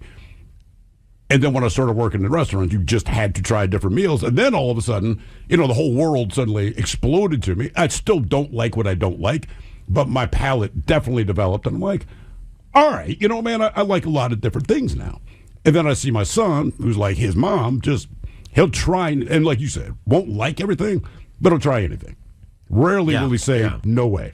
Well, my brother to this day will not try new stuff. Really? Oh, it's unbelievable. And he worked in restaurants, right? You mean stuff that would seem, like sushi? Sushi. Okay. Refuses. He's never even tried it. Right. I don't think he's ever even had like pad thai. Just the idea of going to a Thai restaurant to him, he's just like, no. Will he eat Chinese? Yeah, but like American Chinese. Like General Tso or something. Correct. And that's much more like... Yeah, right.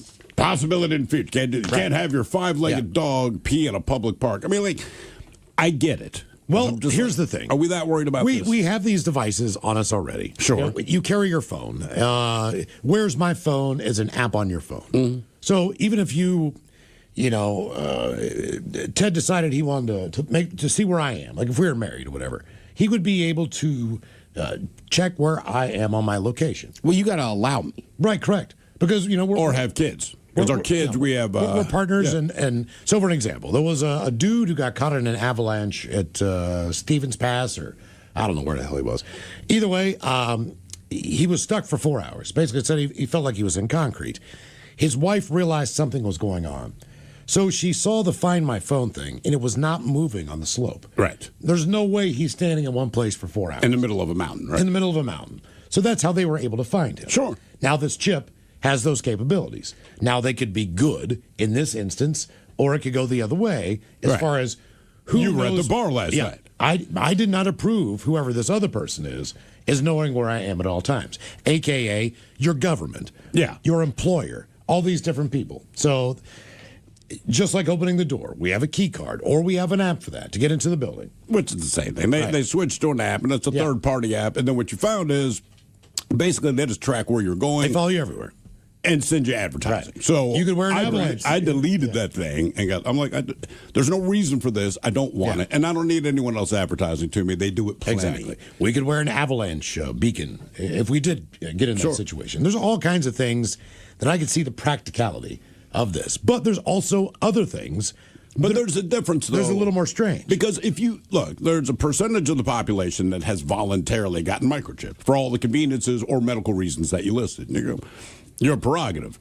What I do appreciate about this is, hey, your work cannot force this on you. And I can't imagine what the job would be. Because I'm not working the window at Taco Bell. Like, hey, man, you need a chip. But believe it or not, proprietary stuff, not to that extreme, if Taco Bell is coming up with new menu items, right, they really don't have a direct competitor. Yeah. But if Coca-Cola is coming up with a new formula for something, everyone's got to sign off on this that you're not going to sell this crap to Pepsi. Right. Or to another company.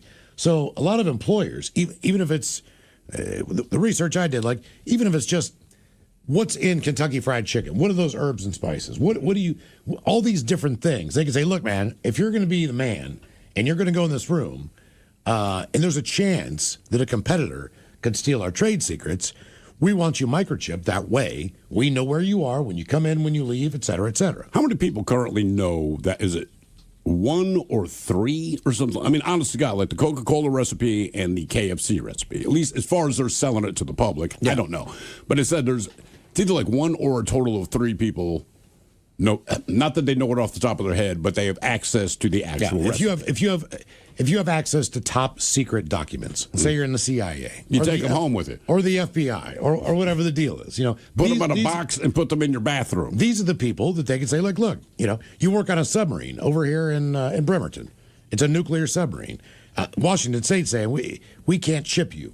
You can't be shipped here. So what do? They'll put them on a submarine, send them somewhere else, and ship them out to sea. But either way, those are the kind of things we're talking about. But there's practical purposes for it. Is there, though? They're already in secure locations. There's only 3 people that know those recipes now. Right. I still don't see why you have to put a chip inside of a human. Well, exactly. I think you're just giving an example of what they would giving an example. It would what they would come up. I mean, look, they did it here with the elevators. Now, it used to be when you want to go to a different floor, you just got in an elevator, pressed a button, it took you there. God forbid we do that now. So you have to have your security thing. That's fine. Secure location. All right. And we had like little badges, cards, whatever, which a million different people do. Then they wanted to get rid of those. And they're like, ooh, download this third-party app, and that gives you access. And it's like, I'm not doing this. After 2 weeks, I'm like, I'm taking it off my phone. Give me back the goddamn badge. And even with the badge, that way they know who came into the building, right? So something's missing over the weekend. And Ted, you can deny it all you want. We're not saying it was you. But when you used your badge at 7 p.m. on Sunday, you were here for 4 minutes and this thing disappeared, right? So I get it. Yeah. But a chip. For example. Come on. They cut in the side of your hand, and they put the chip in like they would a dog.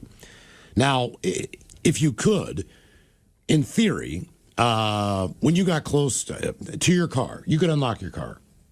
You could unlock your front door. But see, is that really that convenient? I'm just saying you're physically walking. One of the reasons people get this. But this is stupid because you can swipe it to open the door, and I get what you're saying, like the fob on your car key. But I'm like, but you still have to physically open the door and climb into the car. So it's not that hard to just take my hand. What I'm saying is, and open the door that I have to walk to anyway. Okay, you don't have to carry a wallet anymore. I mean, yeah. All right, you don't have to carry a passport anymore. Yeah. Well, but tech people. I know what you mean. I hear what you're saying. Like basically, you got a wallet you can't steal. Yeah. Essentially. Or I can chop your hand off. If you could hack into it. That's how you'd steal. Right. And look, I get you're just playing the devil's advocate, but also like, look, with phones, we've already given up everything. So much of your freedom and everything for convenience. I just think implanting chips is a little too far. Well, it's just all the crap, you know what I mean, that you normally would carry around in your hand. Other than your phone. I guess what I worry about is like, I don't know, if I gain 10 pounds, I go to the store to buy a frozen pizzas, but it could if you asked it to do that. Can't have that. If you had just gone, God damn it! Well, think about it. If you've been to the doctor within the last 3 months, right, and your medical information is in there, and you're saying like high blood pressure or something, you can't buy these products because they lead to within 3 months your doctor told you this. You're not listening. We're going to do it for you. It can also, it's got your medical. Or like, what if your doctor says you drink too much and you're in a bar? They're just like, sorry, man. You came in and X-Jack. Okay, look, you get in a car crash or knocked out. All right. We got to take you. Sounds horrible. We got to take you to the hospital. But we have to put you under anesthesia. All right. We don't know that you are allergic to anesthesia. We don't even know who you are. We couldn't find your wallet. We don't even know who you are. The car was mangled so bad we have no idea knowing who you are. When they scan you, all your medical history will come up, and they'll go, oh, we can't give Ted this, or we can't do this, or he has... The flip side to the anesthesia, though, I mean, if you're going to be allergic to anesthesia, though, but you're already in the hospital. Yeah, but hey, the same people we would call. But that's why they ask you. I know. So it's like all your stuff could be in there. Travel cards, payment cards, medical identification tags, history, records, key card, crypto wallet, address book, all this stuff. And it can also monitor, your heart rate, your blood pressure, all these other things. So there's all these different applications. So there are a lot of people who are tech savvy. Right. The people who want the next thing. Well, they're saying like in Sweden, apparently, I can't say this is all the rage, but I guess in Sweden, they kind of lead the world as far as people that voluntarily want chip for all, and it's all the conveniences you're talking about. Again, I could open my car door with my hand. Well, you kind of already do that. That's actually how they freaking work. You take your hand and you open the door. Right, exactly. But there are some other concerns, such as infection. Now, these chips come in a little glass, like a silicone glass thing that they stick in your hand. So infection has been cited as a source of failure and related microchip implants in individuals. What if I go swimming? MRIs, goodbye. Oh, God. They've reported being turned away from MRIs due to the presence of magnets in the body. But you still can get an X-ray or a CT scan. They don't pose the same risk. But you have to remember that it's there. But X-rays can obviously be used to locate implants. Sure. All right. Corrosion. They can corrode, resulting in a slow degradation of the field strength with no external signs that something. Men's Room with Miles and Thrill. Big Dummy is the game, 206-803-ROCK. We've got Jordan still in line. Jordan, you are working on question number 7. Oh! Our biggest dummy is Dave with 9. That is correct. So you're getting closer. All right. Jordan, here is your question. Yes, one and done. Who does Alfred Pennyworth work for? Pennyworth. That's Batman. Bam. Yeah. Okay. There you go. Knew that one. It's not a lot of other Alfreds. Alfred E. Newman from Mad Magazine. Alfred Hitchcock. That's a good one. He's a real person and all. Yeah. Alfred Nobel. Well, Was that his name? Was it Nobel? Alfred? Yeah, all Al. Oh, Al Nobel. Well, are Al's all Alfreds? Albert. No. Is it Albert? Are there any Allens? It's like Al Bundy. I mean, if he was a real person. Is he an Alfred or Albert? Let's find out. That's a good question. Al, Al Bundy's full name. I'm going to go Albert. Or is it Alexander? Oh, come on. I know it was Ed O'Neill. Doggone it. No, I feel like if your name's Alan, you're just cool to go by Alan. I feel like if your name's Albert, there's a bunch of. You don't want to go by Albert. You want to go by Al, right? Given the or if you're Alexander, you could be Al. You could, but why not go Alex or Xander, as some people do? I'm just saying. I feel like you only pick Al if your first name's a name that nobody wants, like Albert or Alfred. If my name were Alfred, I'd be like, I would introduce myself as Al. I would never say Alfred. Wikipedia, his full name is typically cited as Alphonse. Alphonse. Yeah. I missed that one. Yeah. Game is Big Dummy, 206-803-ROCK. Alfonso Ribeiro. Alphonse Bundy. Hello, Alan. Welcome to the men's room. Hola. Alan, you ever go by Al? No, I kind of refuse to. Exactly. Alan, sober or not sober? I'm going to go not sober. Okay. I think, too, like I met somebody recently who, like, I couldn't pronounce their name, and it was like A-L, then a bunch of letters. And they were like, just call me Al. Easy enough. Cool. Was it Paul Simon?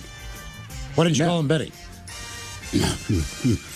Alan, what is your neighborhood? Is in your neighborhood mountain lions, a drug house, a pulp paper mill, or barking dogs? I'm going to go with the drug house, probably. Drug house it is. I don't know why, but I'm not shocked. All right. I feel like I would probably be the one living in it. Wow. Technically, it's my address, but yeah. All right, your question. Lock, Shock, and Barrel were all characters in what Tim Burton movie? The Nightmare Before Christmas. Good guy. Back to the one and done. Nice job. All right, before we let you go, true or false? With 1.1 billion speakers, Mandarin Chinese is the most widely spoken language in the world. I'm going to say false. So here's the thing. Technically, there's no right or wrong answer on this. So Mandarin Chinese has 1.1 billion speakers.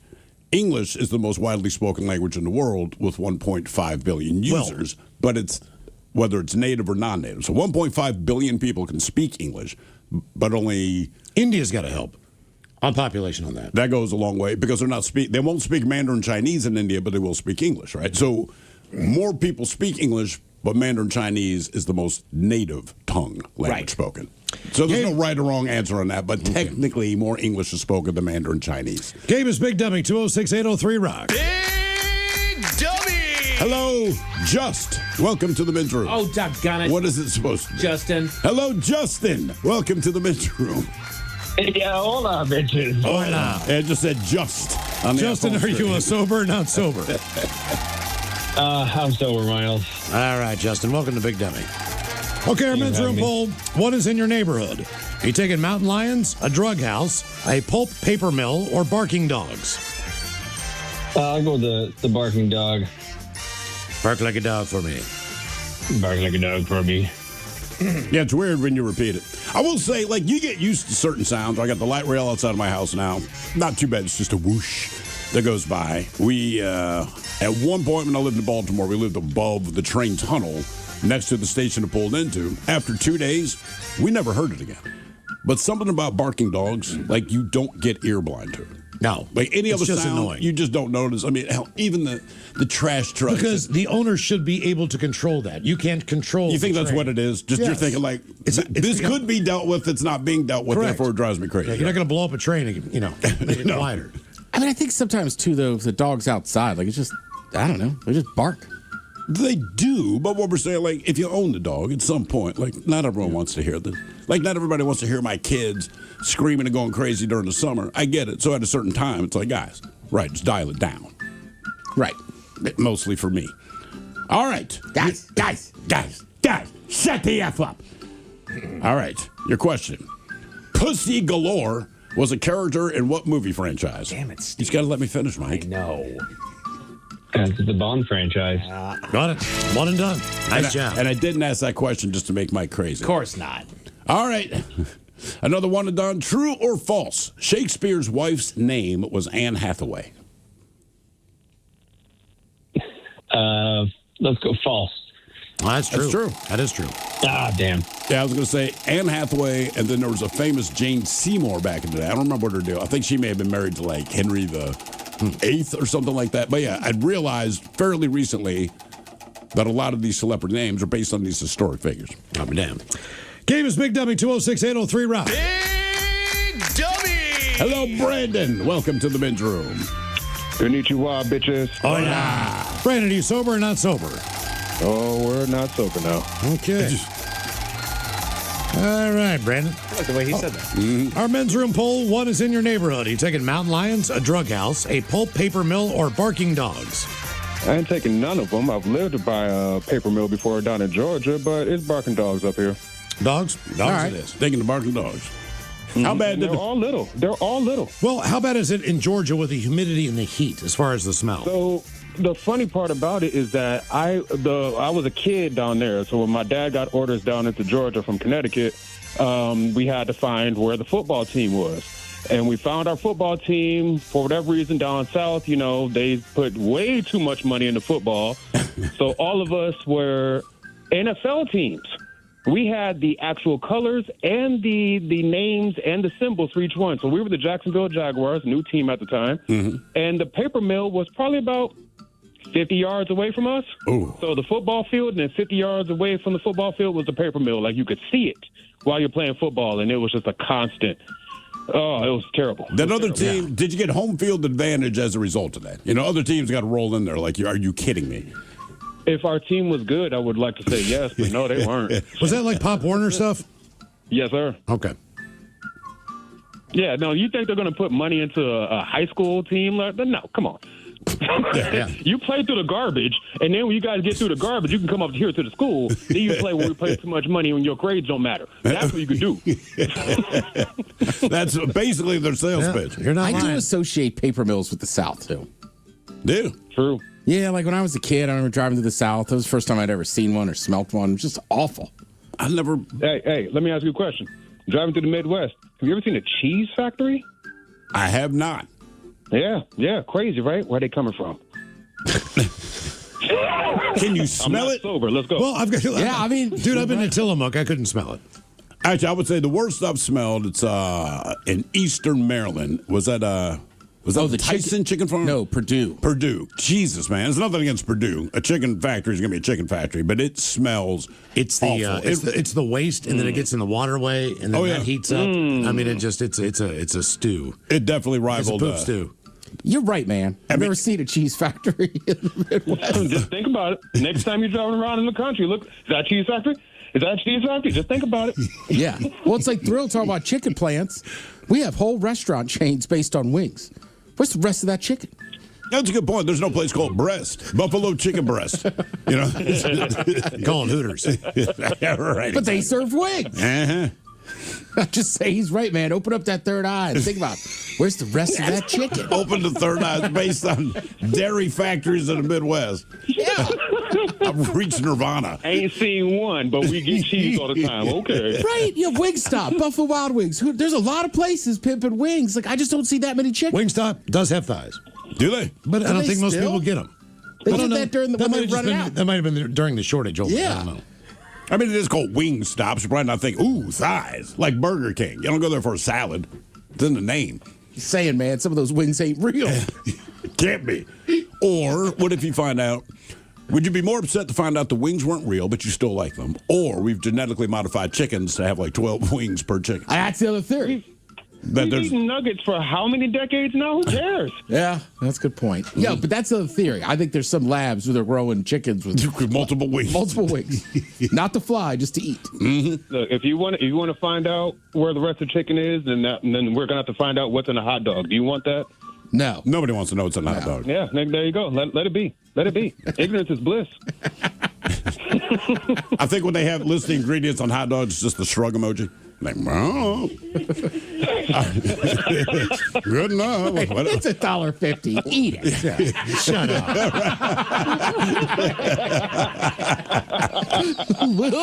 You keep talking crap on it, it'll choke your ass. It's cheap. Wait for the emails. Here we go. All right. Your question. Besides the apple, what does the queen try to poison Snow White with? Hot dog. Let's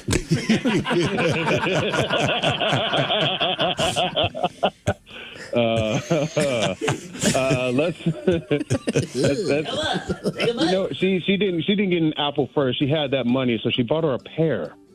A pear. Believe it or not, a comb. A comb?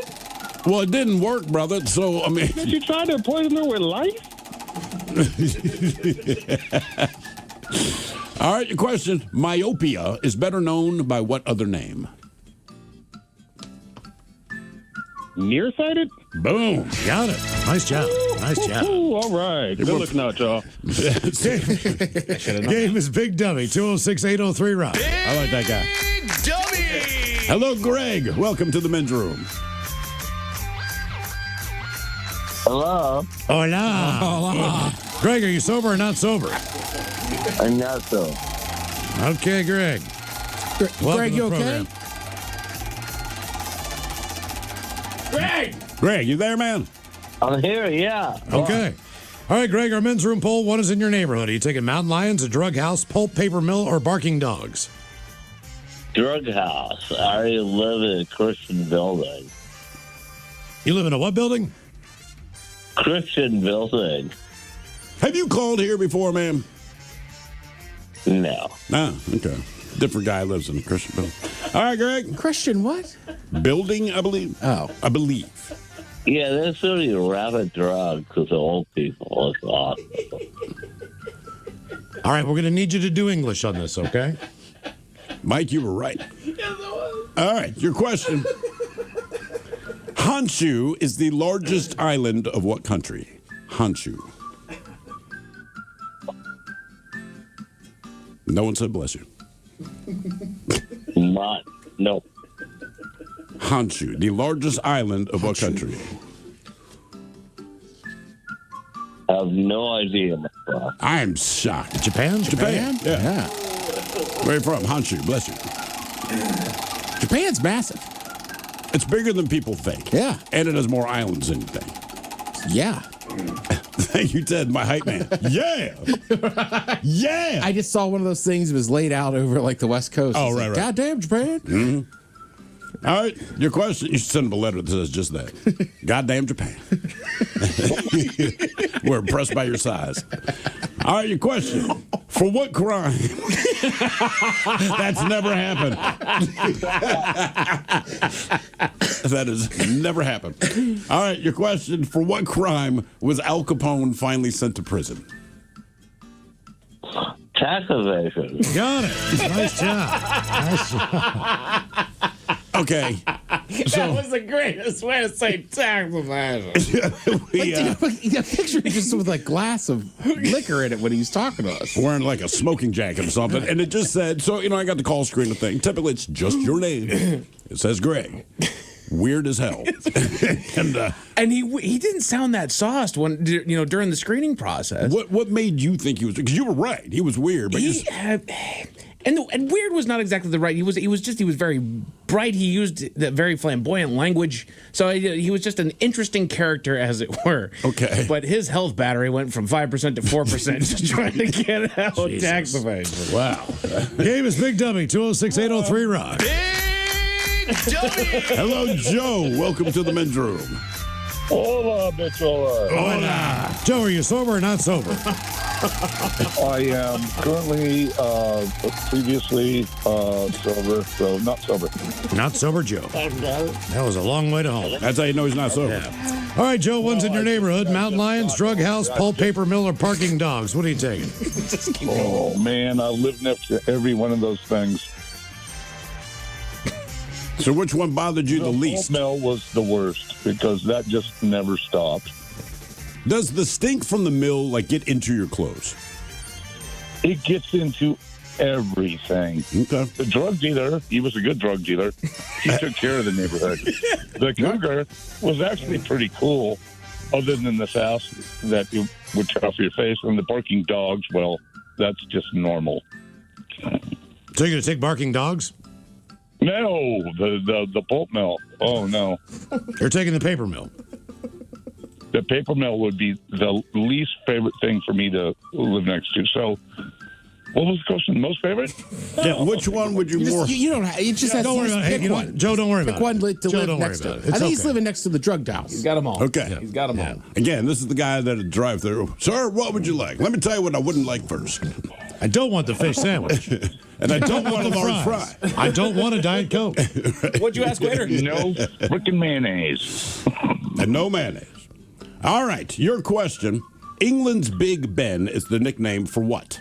The tower, the clock, or the bell? It's the bell. One and done. One and done. Nice I'm job. truly Wow. shocked. Hold on, before we let you go, 50-50 question for you. Where did crab rangoon originate? Myanmar or the United States? It's named after Myanmar, but I'm pretty sure it's like fortune cookies, the United States. All right, good job. Do we know where? What's that? Like Rangoon. So, well, I mean, I know like the fortune cookie. There's the companies in San Francisco. Was it like New York City? It was California in the 1940s at a restaurant called, and I'll mix it up, Trader Vic's. My favorite appetizer is the crab rangoon. Well, the funny thing about it at the lake, it has nothing to do with the Rangoon area, which is Myanmar, current day Myanmar, and the lake. Typically not made with crab. No, never is. It's just cream cheese and imitation, right? That is correct. More Big Dummy coming up, 206-803-ROCK.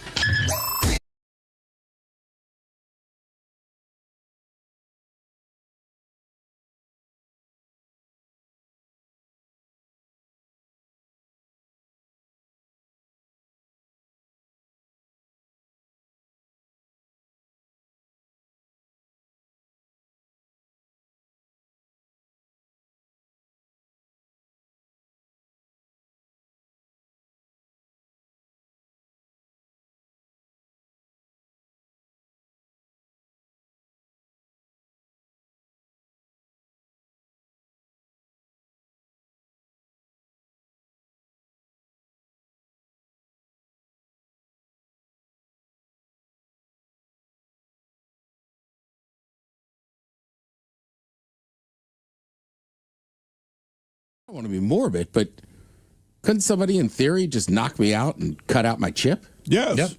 Yeah. I mean, look, look, here's the thing. If you said, my crypto wallet's in there, I'm chopping off your freaking arm. Like, sorry, Well, man. they also refer to them as spy chips. All right. So a lot of people who maybe get, brought into a situation or whatever, they get knocked out, they get one of these things. They don't even know what happened to them. That's a possibility. Sure. All right. They do say this, though. Here's a weird one. I'm going to be honest with you. I don't even share my location on my phone. There's like one or two people on trips that I'll do it with. And I mean, I don't share that. I do it with my mom, but Sure, but that's a different scenario. Right, but like, yeah, I don't even like to give people that. No. Much less chip me. Yeah. And the main reason is I don't want somebody being like, you're not busy. You're at home. Like, all right, I don't want to go to the bar. Ted, we know you're not busy. Well, here's the weird thing. Here's the weird Dude, I thing. can see you on your couch. Veterinary studies have shown that your dog who is implanted with identification microchips, a lot of the times when they develop cancerous tumors, they're at that injection and point where those chips are. Well, yeah, you put electronics inside of their body. Exactly. I mean, so, where did the cancer start? Might be where the chip is. Yeah. As far as, your Hey, look, animal. I haven't owned an animal in years. So the chipping thing is beyond me. I get people do it, but it still seems a little crazy. Well, a lot of times they do it before you get the pet. So, like my dog Molly, like it was already done. Oh, she's already chipped? Yeah, I don't know if I would have done that because I don't think it's mandatory. But if you do get her chipped, then there's some mandatory things you have to do. And look, I don't care that it's in there. But then again, it's not in me, it is in her. And when she was a puppy and took off one time, because I finally just stopped chasing her. Because the kids were like, oh my gosh, took off down the street. I'm like, you're not going to chase? I said, I'm done. Whatever. It's not stupid. It's kind of stupid, but she knows where she lives. She can come back home. But we got a call from a lady, I don't know, half a mile away. I got your dog because of the chip. All right. It used to be your address and everything on the collar itself. There's none of that. Yeah. So I don't know. I guess she took it to the vet. The vet chips her ass or whatever it is they do. But yeah, they rang us up. When I was brought the implanted, dog back. when the doctor told me when I was implanted with that lead, when that chick took that pencil and stabbed me in the middle of my back, like in 4th, 5th grade or whatever, went to the doctor because my mom was worried about lead poisoning. It's graphite, not lead, but yes, people were worried about that. Okay, yes, it was. And you know what? It was. You know what else? It was one of those soft pencils. Like a Ticonderoga has kind of got more of a hard lead. Yeah. This is kind of more of the rounded ones that suck. I hate it. So I don't even know how this thing actually got to my Because she skin. was mad at you. She hated my guts. Yeah, she stabbed you, I don't know man. why. And that's how it got in there. But when it broke off inside, so that's when my mom, and we couldn't get it out. So my mom tried with tweezers. I'm like, oh my, I just remember that pain for trying to get that out. Even when we go to the doctor's like, that's too deep. I cannot get that out. He's like, but one day it's going to work its way out on its own. Now, that was when I was 8 years old, 9 years old. I looked the other day, it's still in the middle of the back. She really hated you. I mean, that thing went deep. I mean, she went deep. It was like, there looked like a cone hole in there, man, apparently. Oh, you're not alone. Someone on YouTube, they have a BB in their palm after getting shot by a BB gun. They can connect a magnet to it, but it's still there. Oh, really? Yeah, that's kind of impressive, man. Yeah. So I'm still waiting for the lead to come out. Every once in a while, I grab it and see if I can pop it out, but it's just... You're going to die before that thing comes out. Yeah, exactly. What God with that lead. What's in or on your body that you weren't born with? 206-8... Pinky's Plumbing Studio. You're in the men's room. Daily, a big show doing again the Stanwood shortest St. Patty's Day parade. Yes. Did they decide, are they making it shorter? I've been pushing for that. It's make Like it a 1 foot shorter. A yard shorter. That way, it's even shorter than before. Exactly. Why the hell not? Join us for the shenanigans. We had a blast last year. Yes, we did. It really was a fun time. It is man. a good time. It's a good excuse to get up in the morning, man, have a couple beers. And in my opinion, it's the best parade ever because it doesn't take long. Yeah, get yourself a cheeseburger or something like that. Just enjoy the day and hang out with us. Saturday, March 14th, I believe the parade will start around 10. All right. Probably get up there about 9 at Sale Brewing Company. So hopefully we'll see you up there in Stanwood for Stanwood's shortest St. Patty's Day parade, as it's Taryn's hometown. Yes, indeed. Which means her mom's going to be there. I don't know if her dad's band's playing or not. I don't know. Haven't got any updates yet, but either way, it's going to be a great time. So hopefully you can join us. All right, question now: what's in or on your body that you were not born with? 206-803-ROCK. Hello, Adam. Welcome to the men's room. Hola, bicholas. Hola. Hey, let me say real quick, the aliens have been microchipping people for years. That's where the government learned how to do it. I'm sure you're right. Yeah, they directly into your anus, yes. Yes. So anyways, I'm the guy that came out on your 20-year anniversary wearing the neck collar that had the spine surgery 3 days before. Oh, yeah. That's right. So, they ripped out 3 discs out of my spine, put in some titanium cages, 4 brackets, and about 8 screws. Was that like a punch card at Home Depot for that? What was it? What did you have, like a compressed spine or what? Pinched nerve? What was going on? Yeah, it's degenerative disc. So my discs were squished in and it was pinching a nerve and got atrophy in my left arm. Jesus. All right. So how many got real weak. How many discs do we start with? I actually don't know. I've a lot. Okay. And how many did they? You said they removed what? 4 Got of a them? bunch of them. Yeah. They pulled 3 out. 3. All right. So are you all good now? Do you still have that thing around your head? No. Everything's off now. I wasn't in pain before, and now I'm in constant pain. Are you serious? So it fixed the problem, but there's side effects. Okay. Will that pain ever go away? God, I hope so. Okay. So my arm didn't get any better. I still got a weak ass left arm. Have you gone back to the doctor to explain these things? Like, hey, my left arm still sucks, and now I'm in pain. Yep. And they go, it could take up to a year before you get your strength back. They said it may not come back at all, but if I didn't get the surgery, it would have just kept pinching on the nerves until eventually it pinched on something that made me stop breathing. I mean, is it less? Die. Is it less painful now, or is it more painful? More painful. He wasn't in pain before. It didn't hurt before, and now it's every once in a while it feels like somebody hit me in the back of the neck with a bat. Jesus, man! Do you go to a PT? Yep. And what do they have you do there? Do all that. I'm just pulling on rubber bands and stretching and all the usual. Guess your days of doing fellatio are done. Yeah, well, no. My girlfriend says it's all right. All right. There you go. That's the one thing you'll fight through. I'm in pain. And no, I'll do that. I will do that, man. Fellatio's different. Yeah, I'll figure that one out, man. It doesn't matter.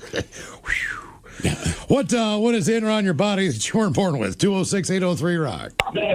Hello, Shane. Welcome to the men's room. Hola, bichola. Hola. Let me watch my mouth. I haven't told you guys in a while. I want to make sure I'm kosher here. So in 2012, I had to have a rod and 7 pins put in my left ankle. I was a daily drinker at the time and jumped out of the back of the bed of my S10 and just turned it all the way around like a chicken neck. Jeez. So yeah, the doctor's like, you thought this was a sprain, you dumbass? I said, oh, no. Now I can't ever run. I can't ever climb any mountains. I might as well kill myself. So what all did they put inside of your ankle? What new parts do you have? It's a titanium rod, and it's got 7 screws holding it in place. So if I ever take a step just a little bit awkwardly, my whole day shot. But other than that, life's okay. Okay. Yeah, that sucks. Does that set off a metal detector? Like if I had a wand, going into the stadium or something, would it register? No. In court and in the airport, I never got stopped. So I'm grateful there. In court, too. Yep. Why were you in court? The driving infractions back in the day. But I got we're you. all cleared up now. So you said you used to be a daily drinker. Do you still drink? No, it's been 13 years. No way. Okay, good for you, man. Yeah, thank you. No, I called you guys all the time, like years ago, and I said my dream was to always go and party with you guys, and Thrill was like, are you serious?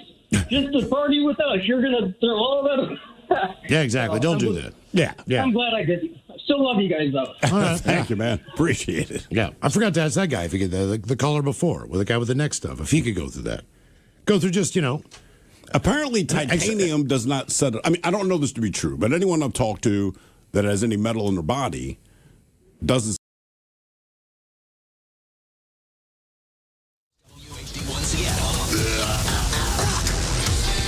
Always live on the free Odyssey app. From the Pinky's Plumbing Studio, you're in the men's room. Text the guys at 206-803-ROCK. Head chef on the way. The McDonald's Big Arch Burger is out. And we're going to try it up against the brand new and improved Whopper from the Burger King. Go to the head chef. At 4:30, right after game notice, Big Dummy, 206-803-ROCK. Hello, John. Welcome to the men's room. Big Dummy! Hello, John. Hola, bichola. Hola. John, are you on team sober or team not sober? Not sober. All right, John, welcome to Big Dummy. Okay, our men's room poll. One of these will be in your neighborhood. Are you taking mountain lions, a drug house, pulp paper mill, or barking dogs? Well, I've dealt with 3 of the 4, so I'm going to go with paper mill, even though it sounds unpleasant. Sounds to me like it's pretty horrible. Yeah, they're all unpleasant. Yeah. That is for sure. That is no for one sure. vacations in Longview. All right, your question. In Roman numerals, what letter represents the number 500?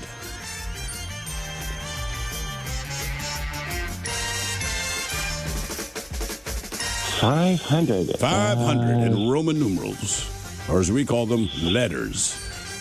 C? C, I believe, is 100. Is it M? is 1,000. 500 is represented by the big D. That is correct. The big D. Big D. D. The big D, Ted. Not a lowercase. It's not lowercase. Therefore, it is a big D. Yeah. Yeah. All right, your question. What 1980 sitcom featured the fictional band Jesse and the Rippers? Wow. Jesse and so you said 1980s? 1980 sitcom, and it featured a fictional band, Jesse and the Rippers. Is that an 80? All right. It was an 80s show, and then it had a revival. Did it not go into the 90s? I remember watching it. I guess so.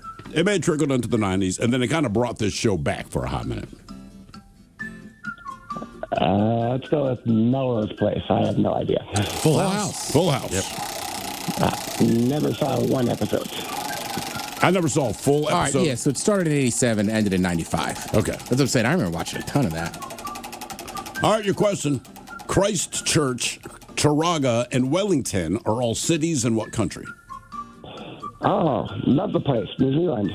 Got it. Very good. Taraga gave it away. Sure did. Yeah. Okay, Miss Big W 206-803 Rock.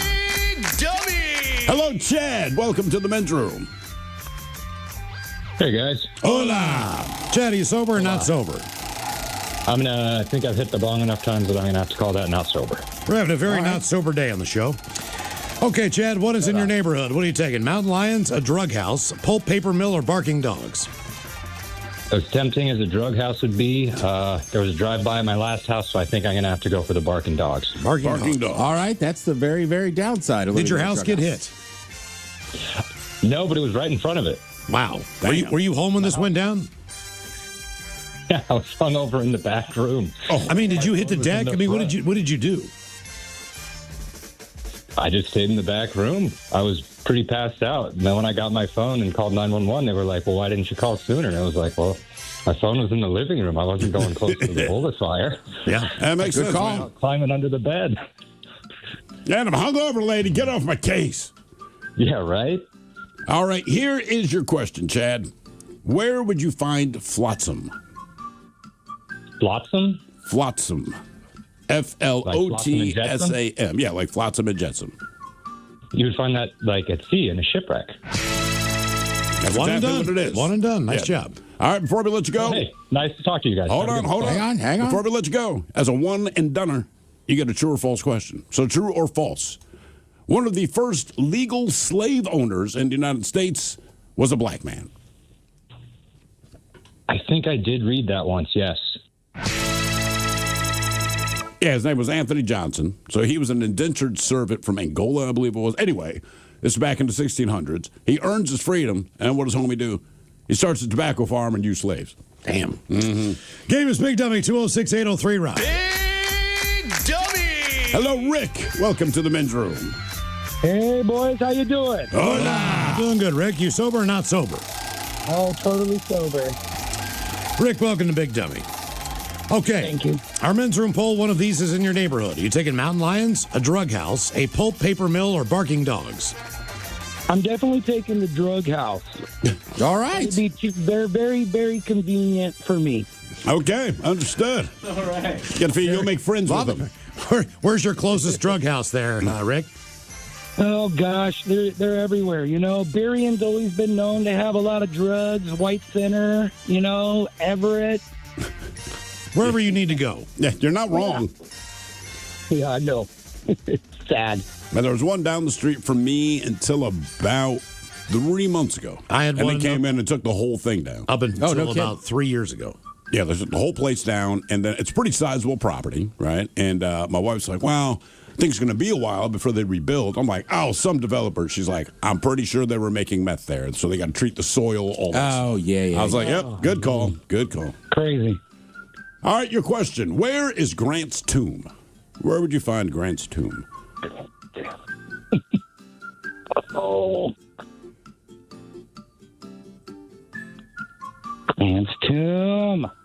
I feel like you're screaming this with your fist raised to the sky. Grant's tomb, damn you! Egypt. I know that's totally wrong. I know it's here. Atlanta? You were close with Egypt. It's New York City. Yeah, real close. Man, I know this, but I can't remember. Like, why is it in New York City? I don't know. Because he wasn't from there. Nope. Yeah. I don't know that he spent any time there, but, well, he has lately. All right. Your question.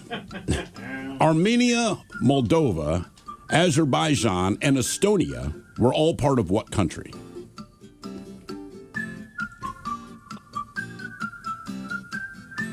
All part of I'm not good at these questions. Dang it. Armenia, Moldova, Azerbaijan, and Estonia. They were all part of a much bigger country back in the day. And that country kind of fell apart. Egypt. Sticks with Egypt. Persia? Oh. Soviet Union. Oh, yeah. Jesus. There you go. All right, on that note, the Berlin Wall separated what two countries? Germany. Roll it back a little bit.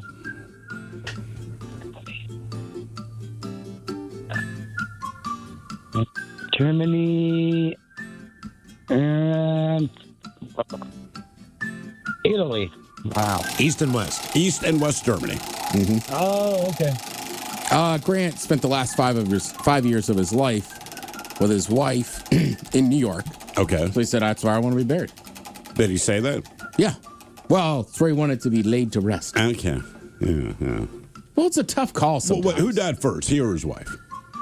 Because if he died first, I'm saying he did not say that. The wife said that on his behalf. I'm just throwing that out there.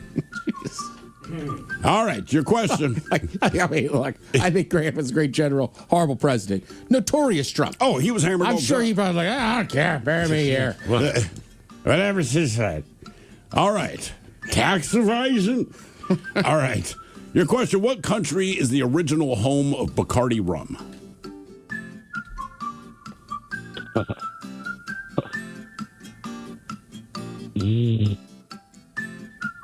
The Caribbean. It is in the Caribbean. It is the largest island in the Caribbean.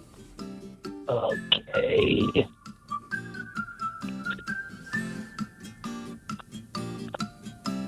I don't know. Dang it. Why do you guys keep doing Cuba. Right, but then when they had all the trouble, all the stuff going on, they obviously moved to Puerto Rico. Correct. Question 5, Rick. Question number 5. What parallel separates the United States from Canada?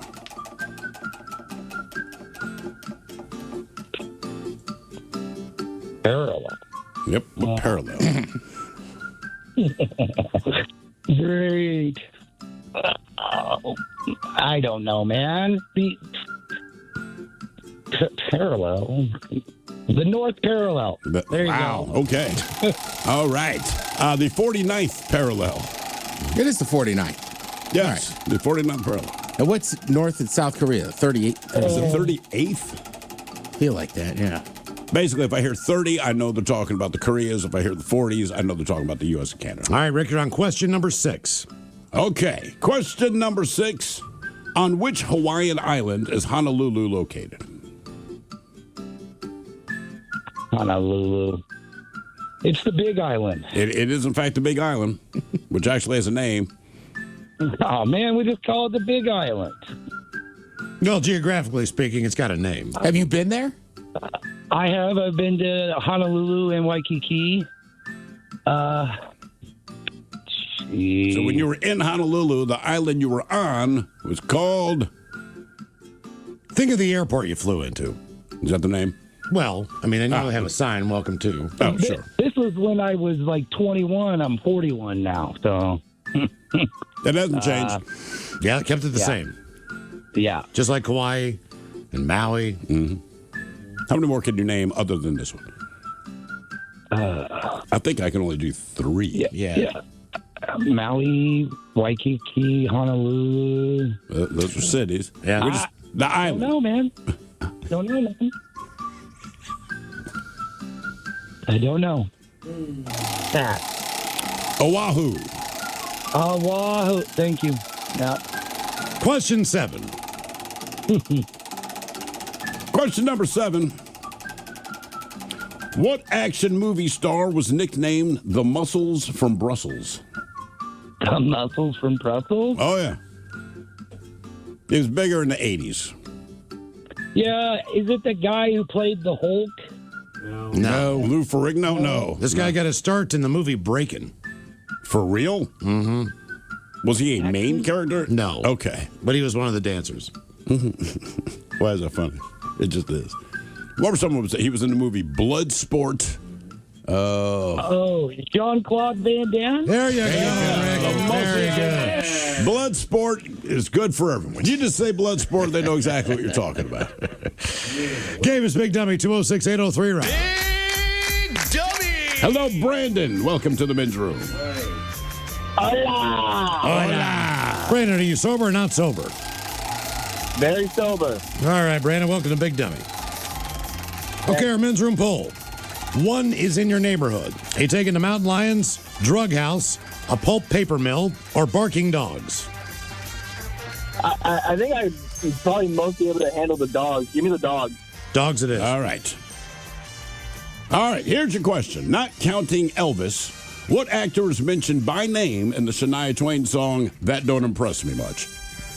Hey, we were talking about him yesterday. I'm not a Shania Twain fan. You say you asked how many? No, not counting Elvis. What other actor is mentioned by name in the Shania Twain song, That Don't Impress Me Much? I'm convinced this man's a vampire. Oh, wait. No. I think I saw this on, the internet or something. It was Ryan Reynolds. I don't think it was Brad Pitt. Brad Pitt. Oh, yeah, no, it was Brad Pitt. Dang it. Yes, it was. I hate that song, and I had to play it probably twice an hour every hour when it first came out, the station I was on. God damn, man. I seriously. He was in Interview with the Vampire. He was. Mike. Mm-hmm. Oh, yeah. Good call. Yeah. That's right. And nothing else. All right. Your question. Who became the first female head writer in Saturday Night Live's history? I'm not a big SNL fan. The first headliner? Head writer. Head writer. Tina Fey? Got it. There you go. There you go. There you All go. right. There you go. Who was the first guest on this? George Carlin. Yes. That's right. First host. First host, yeah. Game is Big Dummy, 206-803 round. Big Dummy! Hello, Josh. Welcome to the men's room. See or no, bitches? Hola. Josh, you sober or not sober? Sober. Josh, welcome to Big Dummy. On our men's room poll, 1's in your neighborhood. What are you taking? Mountain lions, a drug house, pulp paper mill, or barking dogs? Do barking dogs, please. Dogs again. Barking dogs. All right, here is your question. What 2 actors from Star Wars were also in the movie American Graffiti?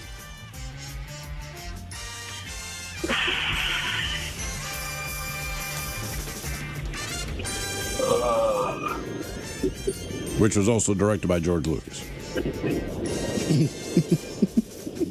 Ah, man. I just think it'd be funny if it was Richard Dreyfuss. What is that broad's name? It's probably not her. Well, you know, Luke, I'm your father.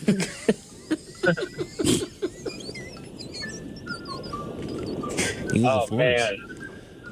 Brad Pitt and Elvis Presley. Was it Harrison Ford one? He is one. And is it Carrie Fisher or Mark? It is Carrie Fisher. Oh, Carrie Fisher. That's that broad you were thinking about. Yeah. Dang. That's right. Who's the bride with the Cinnabon hair? The lady folk. Yeah. I was just trying to think about that scene in Addams Family when they were trading cards. I have no idea what you're talking about. The movie Addams Family, I assume? Yeah, I think it was when they were at summer camp. That's where they put a flute Anyway. in. All right. Steve. Your question. Martha Stewart is a cousin of what talk show host? Oh, man. Talk show host. It's one of the late night talk shows. Jon Stewart. Maybe. Jimmy Kimmel. I didn't know that. Martha Stewart and Jimmy Kimmel. They did, what was that show where people were like tracing their roots or whatever the hell it was? And that's when they were on that show. One of them was, and found out, like, oh, by the way, you're related to Jimmy Kimmel. As the kids say nowadays, that tracks. I heard that Bill Burr is related to, who is that? Billy Corgan, and I choose not to believe that. Oh, who was it? Like Woody Harrelson? Or Bill Burr. Bill Burr, Yeah. right. Well, But that wasn't- they thought they were brothers. And that's Howie Mandel. There's been no test. There's been no On test. that show, they did actual tests. I don't think it's cap at all that Jimmy Kimmel is related to Martha Stewart. The one that's crazy is Bernie Sanders and Larry David. They all. How is that crazy? Well, I'm just saying. I mean, when people it's say not, but it, it you still go like, is. Yeah. Yeah. I mean, like, Yeah. I think it'd have been more shocking if they said they're not related. Correct. Then be like, what? And he plays Bernie Sanders on SNL. What I like is he was playing Bernie Sanders before he found out he was related to Bernie Sanders. Yeah, they have the same mannerisms and everything. And hairline. All right, your question. What state is home to Clemson University? Oh, is that, Alabama? No, South Carolina. South Carolina. Shucky darn. See, that's something they would say in South Carolina. Shucky darn. Well, shucky darn. Well, I say. Can you just say shucky darn, or do you have to say well before you say shucky darn? Like, does anyone just go shucky darn, or does it have to be well shucky darn? I think well's necessary. Yeah. Shiver me timbers, you got to put well in front of that. Well, shiver me timbers. Well, golly. Exactly. You can't just say golly. You got to say well. All right, your question. Good. Butter bean is another name for what type of bean? Miles loves them. A lima bean? You got it. Yeah. Nice job. Come on. One more. One more. What the hell? Big Dummy! Hello, Jason. Welcome to the men's room. Hey, what's going on? Hola. Jason, are you sober or not sober? Hola, whiskey and weed, bitches. Not sober. Our men's room poll, what is in your neighborhood? Mountain lions, drug house, pulp paper mill, or barking dogs? Barking dogs. Taking the dogs. All right. All right, Jason, here's your question. Lactic acid affects what part of the human body? Again? Lactic acid affects what part of the human body? Oh, I'm guessing the pooper. Wow. Okay. I see where your mind is. Your stomach? Your muscles. Oh. That's what makes your muscles hurt when you exercise. All right. Okay. I think the lactic acid was what happens when you eat spicy food. Pooper. There it is. The reflux again. God dang it. Yeah, well, it happens. Well, shucky darn, my ass is on fire. All right. Your question, what is the only state whose two-letter postal code is two vowels?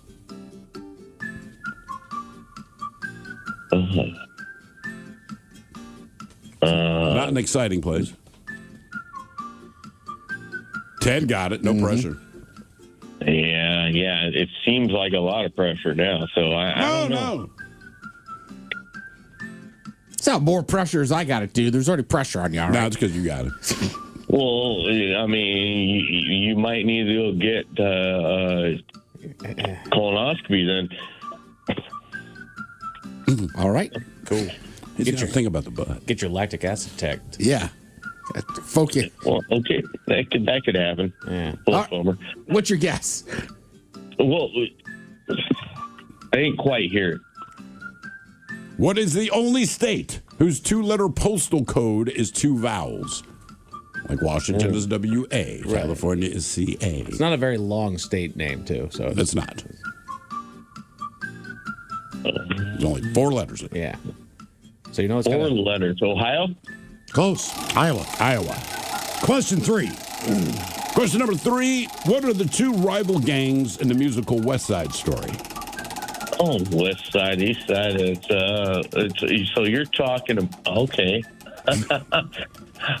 Ted knows. The musical The West Side. There are two gangs. Yeah, you got me after that. Tokes and freaking whiskey. Oh my God. I know this. I believe this matchup sometimes happens in hockey. Mm-hmm. Yep. No.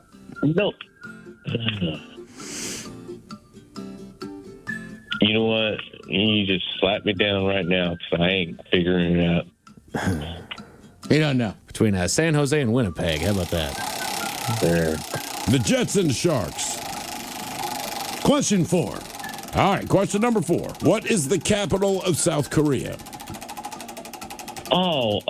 Senegal? Seoul. Seoul. So, Question 5. Seoul, brother. I got it? No. You didn't. Seoul. No, I didn't. You didn't say soul. Oh, God, that's what I meant to say. We believe it. All right, your question. What is the capital of Maine? That's New My Hampshire. shaft? What? Really? I said my shaft.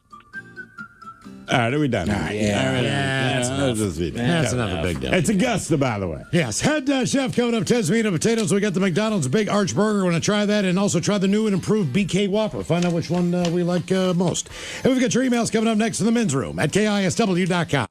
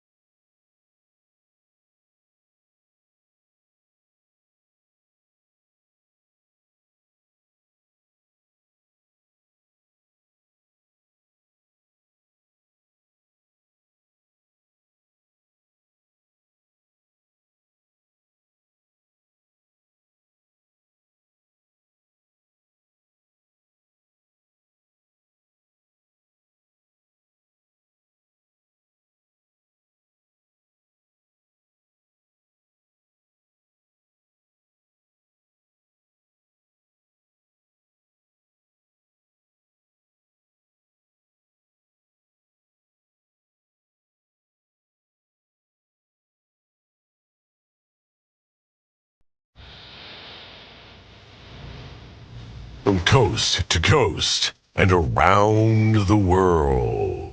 If it's not important, you'll hear it here, exclusively on In Action News. Here now are Stone Ledbetter and Felix Foxworthy. Tonight, the new health department czar promises to limit the number of human fingers permitted in meat. But first, Felix, what are you wearing? Isn't it obvious, man? I'm wearing knight's armor. I can see that. I suppose my question is, why are you wearing knight's armor? Because, Stone, that is what knights wear. Uh-huh.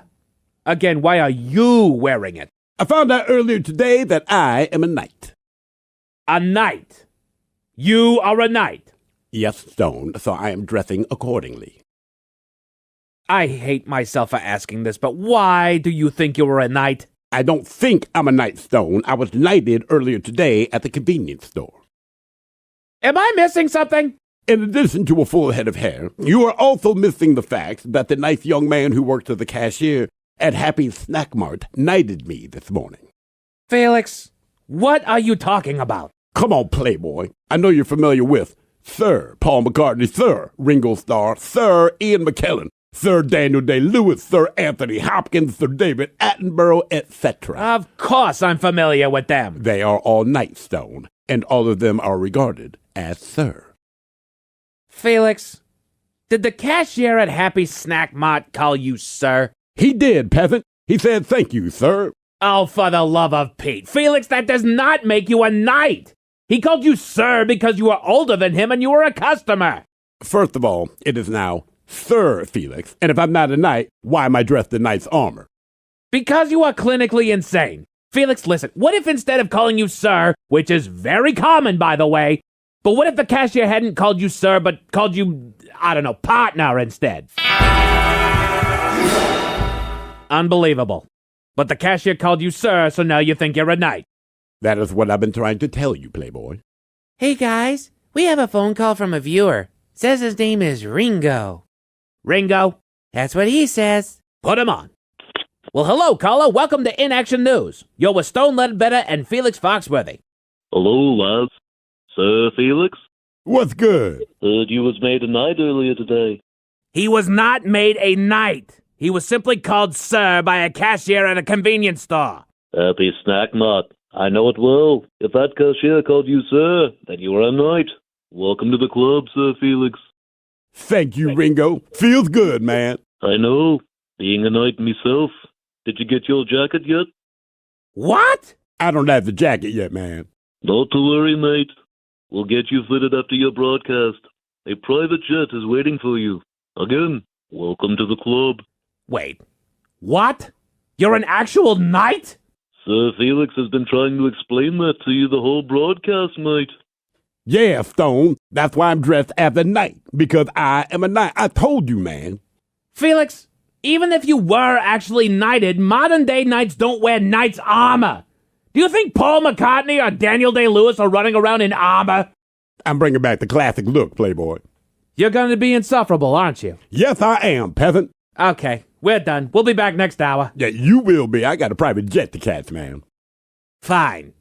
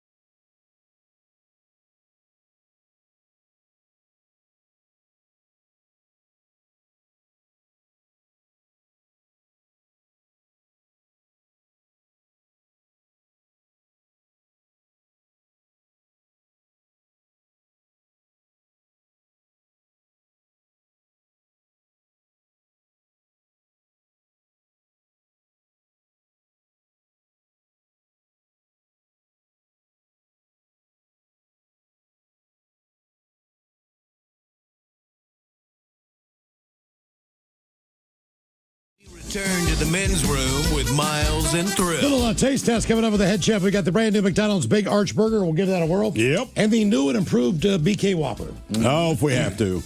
Ted's Meat and Potatoes coming up right after emails from the men's room at KISW.com. You've got mail. You've got mail. A lot of comments and emails on our poll today concerning one is in your neighborhood, and most of these have to do with smells, considering the pulp and paper mill. Says, guys, I was born and raised in Hampton, Virginia. Ooh. We had a crab processing factory that if you had the right wind direction, you could smell anywhere in the entire city. A paper mill can't even hold a candle to the smell from the crab processing factory. Think about it, I do remember smelling that place. My grandparents lived in Portsmouth, and as we would drive there, you definitely knew. I want to say this is Tacoma, Wisconsin. Smells awful due to the cheese factories. Oh, Walworth, Wisconsin smells of pig farms. Here's another. By the way, no, and I'm not just saying this because it's got our name on it. The best smelling factory I've ever smelled is that San Juan salsa. You've gone on about it since you went there. You said it smells fresh. Which is weird because the sriracha plant in California, people hate that smell.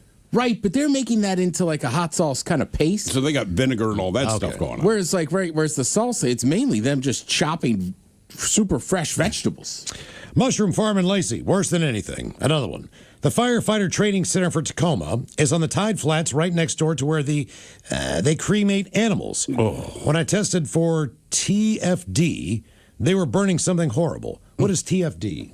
Tacoma Fire Department? Oh, okay, gotcha. I didn't know if that was That makes it so obvious that now it's a I stupid didn't know if it was like a question. disease or something. The dog food factory in Tacoma smells pretty terrible.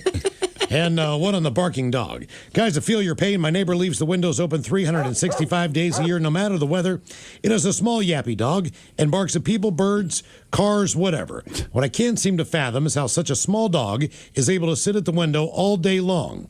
Is it by chance or is it intentional?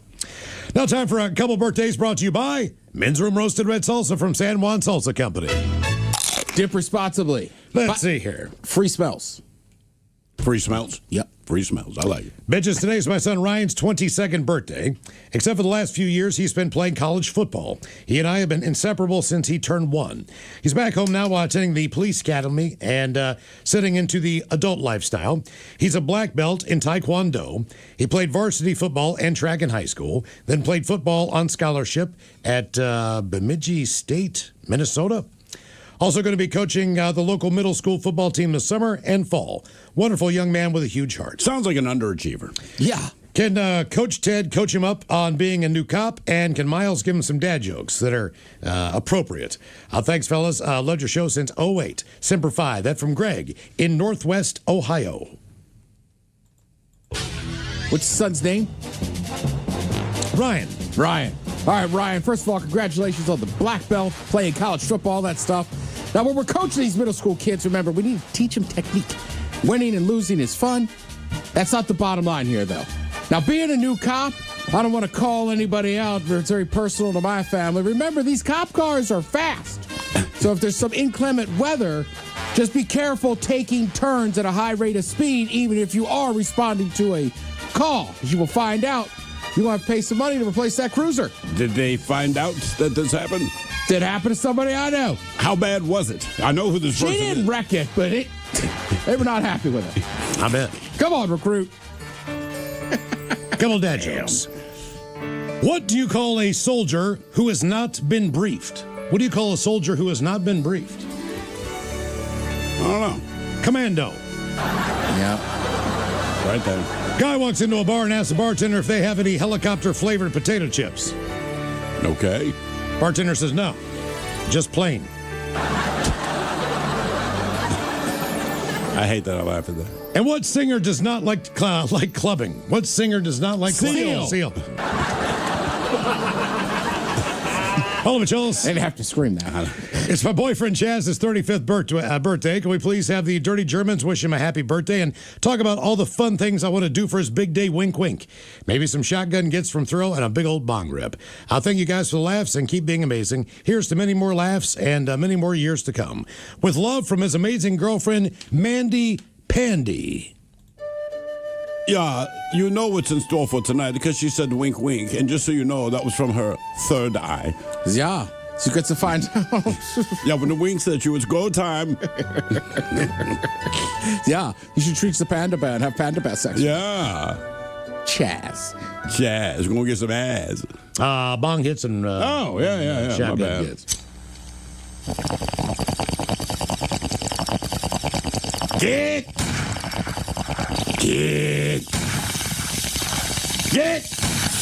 I say get. Guys, I want to wish my wife, Lydia, a very happy birthday. She's 35 today. Love to hear the dirty Germans talking about her working in the garden. And some dad jokes for Miles. That from James. Yeah, when you say working in the garden, do you mean we watch you masturbate your very hairy nether regions? Yeah, so her name almost sounds like Olive. She ever just suck the pit out? Yeah. Yeah, where's your woman pit? Get away. Guys, Libya's a Libya. I accidentally took my cat's medication last night. Oh, no. Don't ask me how. Was it perfect? A husband says to his wife, "Why don't you tell me when you orgasm?" She says, "I don't like calling you at work." And what did the cannibal do after dumping his girlfriend? What did the cannibal do after dumping his girlfriend? Oh, he flushed. He wiped. Oh, damn. Good day, mates. Our fellow Seattleite and friend Nikki hits a big old 4-4 today. Sure, it's good to have her around another year. Please help me wish her a happy birthday with help from British Mike reciting the British Betty Butter message. Coach Ted's advice on the good years to come, following the steps of the great Seahawks Mariners season and soon to be Kraken Sounders season. She's also a fellow Arsenal fan and big supporter of the Seawolves. And Miles, please give her a shoot. All they do is talk and talk, resurrecting your West Virginia grandpa, watching the new wrestling. I love you guys, Garlic, Year of the Dog, and Larpon. That from your favorite listener or forever listener, West Seattle Josh. Could I get some British royal music there, Miles? Do we have your... You can make it happen. I got faith in you. Got this. There it is. All right. There's this lady, her name's Betty Butter, right? She's bought some butter. She said, "But this butter's better if I put in my batter, make my batter better." So she bought a bit of better butter, right? Put it in a bit of batter, made a bit of batter better. So this Betty Butter bought that bit of batter. Butter. Yeah. Right. I feel like that would be an actual conversation I have with someone at an English pub. Well, Ted grades me every time I do it, so I'm trying to dial it in just a little bit. All right, well, first of all, there's great things ahead. Mariners are looking good. Kraken lost last night, but I think they'll make the playoffs. Sounders doing okay. You're obviously a Hawks fan, that's great, but how about that Arsenal, huh? This could be a massive year for you and me both, all right? They're 7 points clear, and Tottenham might get relegated. Yeah, Tottenham fans, you suck. $1 billion they spent on a stadium 4 or 5 years ago, and they might get relegated. $1 billion? $1 billion. Shoot. All they do is talk. I'm going to do this to such and such, and I'm going to get such and such. Why don't they just wrestle? I'm going to do this to you. I'm going to do that to you. Shoot.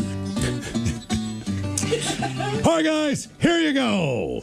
Happy birthday. Happy birthday.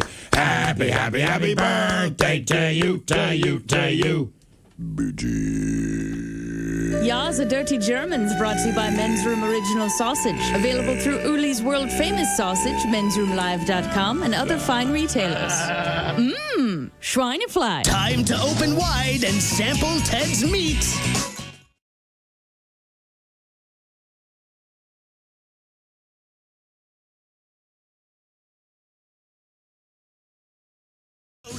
Head chef of the men's room, the Ted Nugent. Head chef of the house. Thank you, folks. Thank you. Now, the Burger Wars, they've been going on for years. Oh, yes, they have. Fast food, they're fighting back and forth. So interesting, when you think of, like, signature burgers, right? I would think you think of Burger King, you think of the Whopper. Sure. McDonald's, you think of the Big Mac. Yep. Do you know which one came first? I'll say the Big Mac. I think 1970. Is that right? I'm going to guess the Whopper. Thrill is correct. Really? The Whopper was first. That debuted in 1957, over a decade before the McDonald's Big Mac, which was created by a franchisee, launched in 67 or 68. Now, the Whopper they came out with, and they said, hey, Like McDonald's is already rolling. Sure. We need a big flame broiled burger that people will come for. And they did. Now, also, the Big Mac kind of, like McDonald's then was like, well, we need a signature burger. But at this point, remember, they started in California. So they were still competing with a big boy restaurant chain. Damn, think about that. Shoney's. Elby's. Yeah, we had Elby's. The original Whopper, by the way, in 1957 would set you back 37 cents. Jeez, a whiz, that's a lot. I wonder what that is at the time, though. If that was like, wow, man, that is a fancy-ass burger. You know what? I have found out recently, sometimes don't look up that stuff. What do you mean? Like, you fathom that inflation rate is ridiculous, but you're like, oh, that must have been crazy back then. It's like, no, it wasn't that crazy for them. It's probably like 10-cent hamburgers. You know, maybe 15-cent cheeseburgers. Well, you got to keep in mind, at this point, McDonald's is really the only dog in the game, and Miles is right. You're talking 10-cent cheeseburgers, like 7-cent hamburgers, whatever. So then Burger King's like, yo, we got a big-ass burger. We could charge 37 cents. 37 cents? Are you sure, man? But basically, the Whopper established the trend for larger signature fast food burgers, and then, of course, the Big Mac shows up. Yeah. Okay. All right. So now to the new to the burger wars going on right now. So first of all, we'll try the Whopper first, but in order, right? McDonald's a few months ago said, "Hey, we're testing this new thing, the Big Arch," right? Yeah. They had tested in other markets, and then about 2 weeks ago or whatever, their CEO was pictured, and look, he just looked like a CEO looks like, right? And it's this giant burger, and he said it's a big bite for a big burger. He barely took a nibble of it. Yeah. People kind of got on him. He's like, "Don't worry, I'll finish it later." Also called it a product. Yeah. Instead of a hamburger. I know. Product. Yeah. They were like, that's why you don't have CEOs introduce food anyway. It's like, man, when it comes to food, just call it food. It's like me saying, "Did you eat lunch, man? I'm going to go get some product." Correct. Well, like, look, we're used to seeing launches of giant tech stuff. Sure. And you see the CEO up there. That's very rare, right? Generally, even Microsoft, they'll hire people just to give presentations because those people can't do it. Yeah, I mean, honestly, they can't. And nothing against the McDonald's CEO, but like, you're not the guy that needs to be the face. Just be the CEO. Right. So people have been all over him. So then finally it was going to come out this week. So then the Whopper, not brand new, they just revised it a little bit, okay? What are the revisions on the Whopper? Well, features a more premium, better tasting bun. Okay. Okay. They say they enhanced the high quality mayonnaise than had previously. Oh, used. I've heard that, yeah. So they haven't done a ton to it, right? And frankly, the Whopper's the Whopper. It's always pretty good. Yep. So we could try the Whopper. So this is a brand new Whopper. All right. Steve already took the vegetables off. Well, it's the pickle, man. I can't do that. Like, I can get the tomato and lettuce. I'm not doing pickle. By the way, these 4 burgers, I'm the talking about price, $45. God damn. Ooh, $45, so not 39 cents. All right, new Whopper. It's all right. I already dove in. I don't know about you guys. I took the bite straight out. I took the bite straight out of the middle.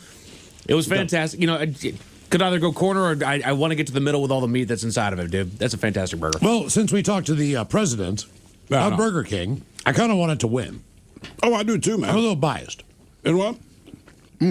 Wow, see, I took a real bite. Sorry. Yeah. No, it's still like the president of Burger King did. We're pretty much the same guy. Yeah. Same money, everything. I will say this. I cannot tell the difference in the mayonnaise.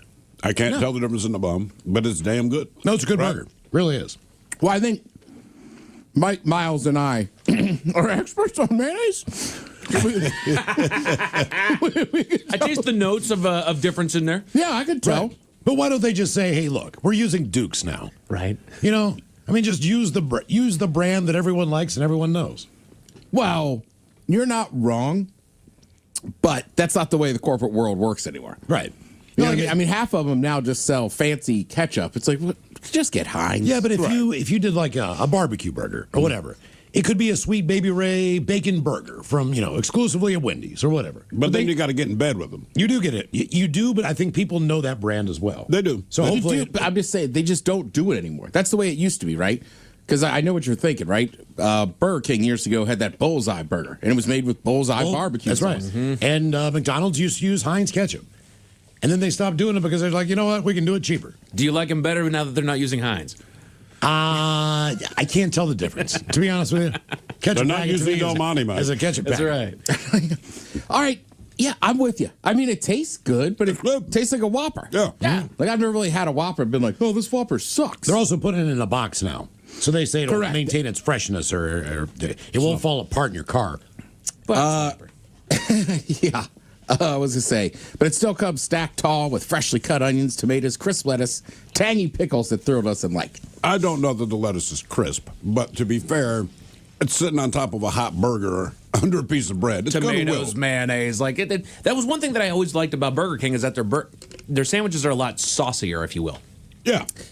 Yeah, and like, look, I know it's like that little machine they're using, but you still can taste the difference of like it did touch a flame. Oh, absolutely. Absolutely, man.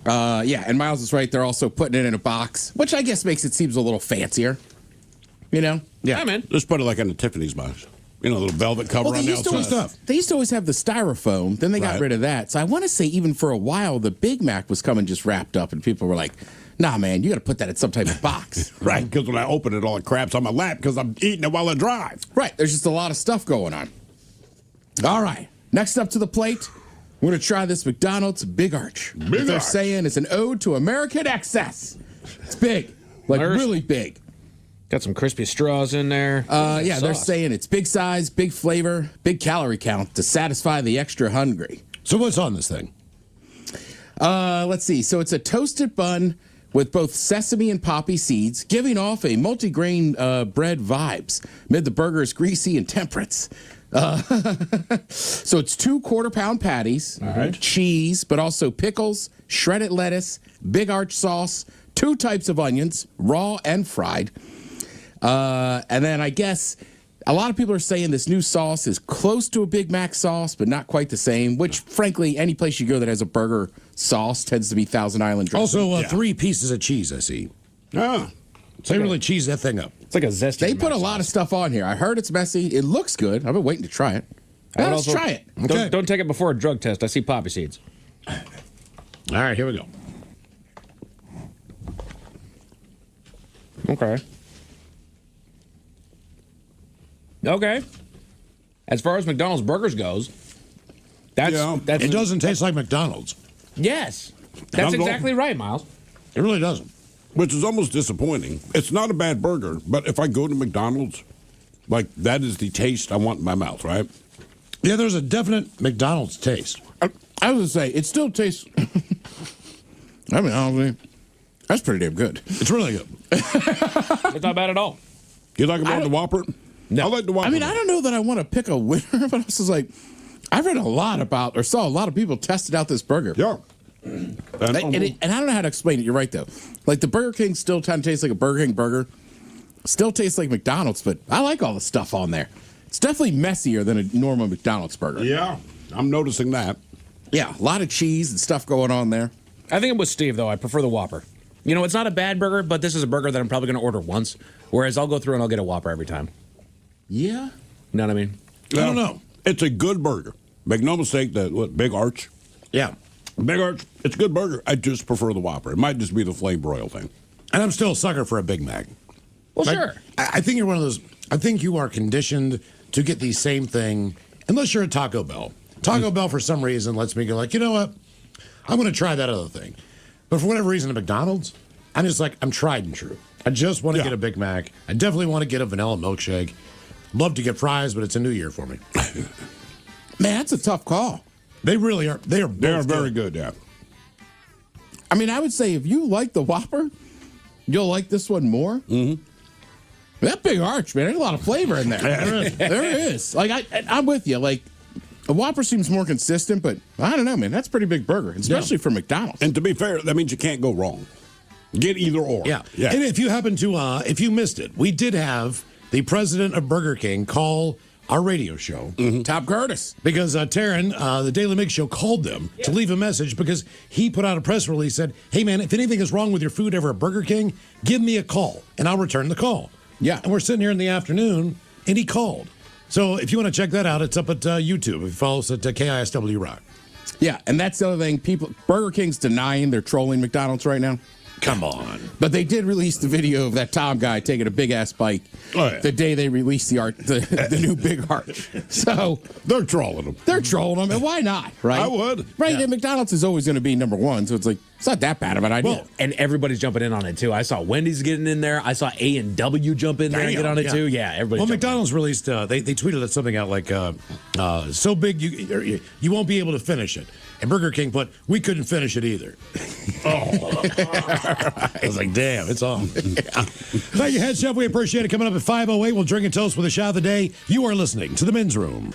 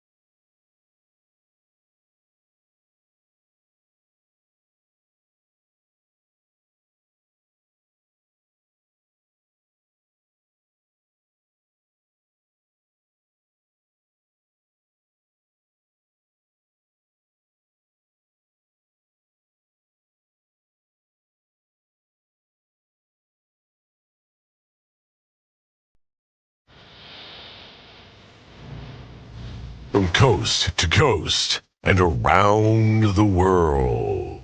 If it's not important, you'll hear it here, exclusively on In Action News.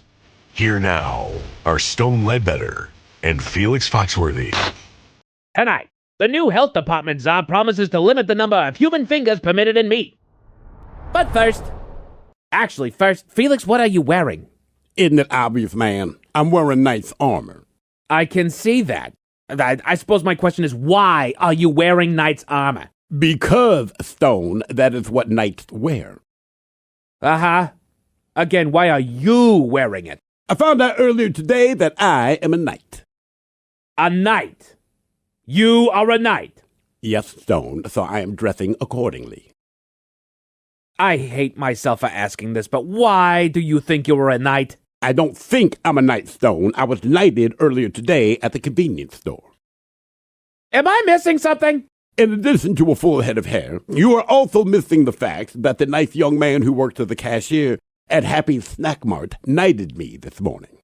Felix, what are you talking about? Come on, Playboy. I know you're familiar with Sir Paul McCartney, Sir Ringo Starr, Sir Ian McKellen, Sir Daniel Day-Lewis, Sir Anthony Hopkins, Sir David Attenborough, etc. Of course I'm familiar with them. They are all knights, Stone, and all of them are regarded as Sir.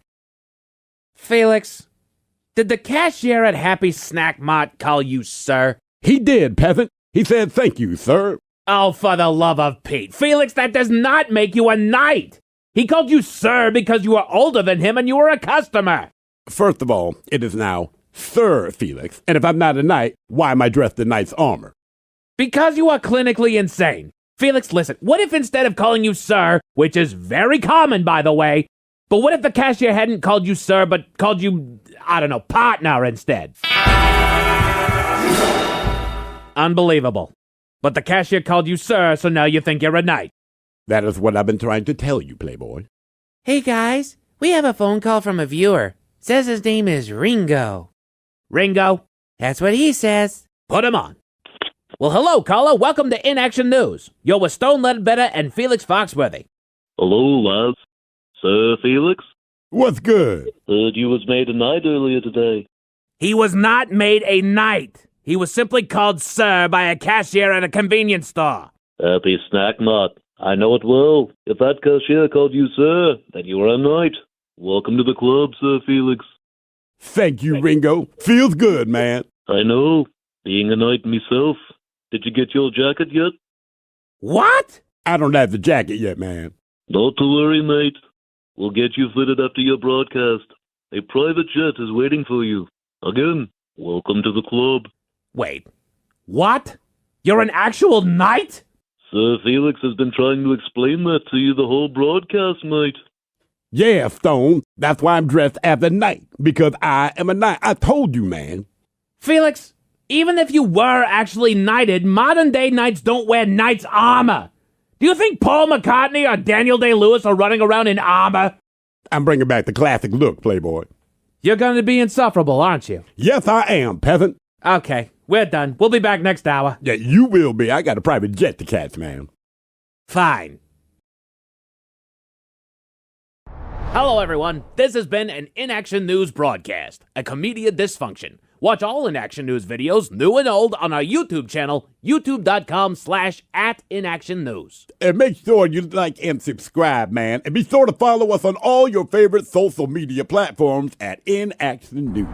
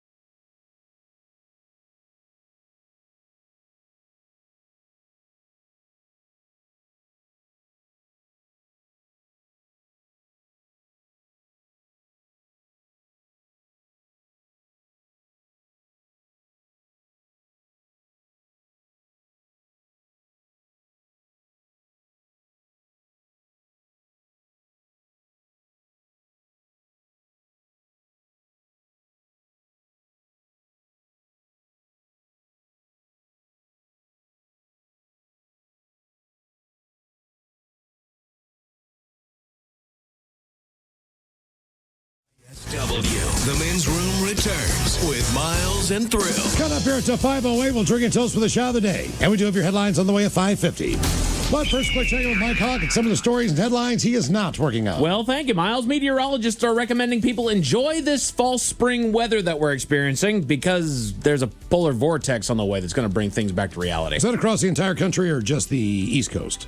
Not positive. I didn't work on it all that much. It's fake spring is the end all message there. It happens every year. You know, it's March is getting started here. We're just getting moving, so it must be spring. No, it's not. It's not. We got a Stop cold snap. kidding yourself. Right. Come on. Yeah. We always have at least one cold snap. And don't fall for the really super warm April day either. Be like, oh, summer's starting. No, it's not. May's gonna be like, it'll be like rain in 60s, dude. That's exactly right. That's how May talks. That's how I just can't wait for that extra hour of daylight next weekend. It's coming. Yeah. It is all on the way. This baby. weekend. Yeah. Is it this weekend? It is this weekend. This weekend. Yeah. Damn it. Time to lose it. What? I don't like losing that hour. Got used to it. You don't like the extra hour, man? I just think we'd lose the hour. Well, you get an Whatever. extra hour I of get the daylight. sunlight. Yeah. Or what passes for sunlight here? Put it that way. That's where I'm at. I right? agree. We're going to the stage that I like. I prefer it be darker. I just like it when you fall back. I like the idea of being like, ooh, extra hour sleep. Well, British Columbia decided to nix it. Oh, okay. So they'll So stay they're doing this jump and then no more, correct? Which is weird because when you cross a border going north and south, you don't expect the time to change. Right. East, west makes sense. Unless maybe you're dropping down into Arizona. Experts say that we have more privacy controls, yet less privacy than ever. Yeah. Sure. That's how those things work. Kind of. Yeah, good job. Trader Joe's has issued a recall of several frozen meals due to potential glass contamination. Their chicken, their vegetable, their Japanese fried rices, and then their chicken shumai. I don't really get any of those. I don't have that. Yeah. I met a woman the other day that met Trader Joe. Met the Trader Joe. Yeah. No All right. kidding. I had the same reaction. Is this a real person?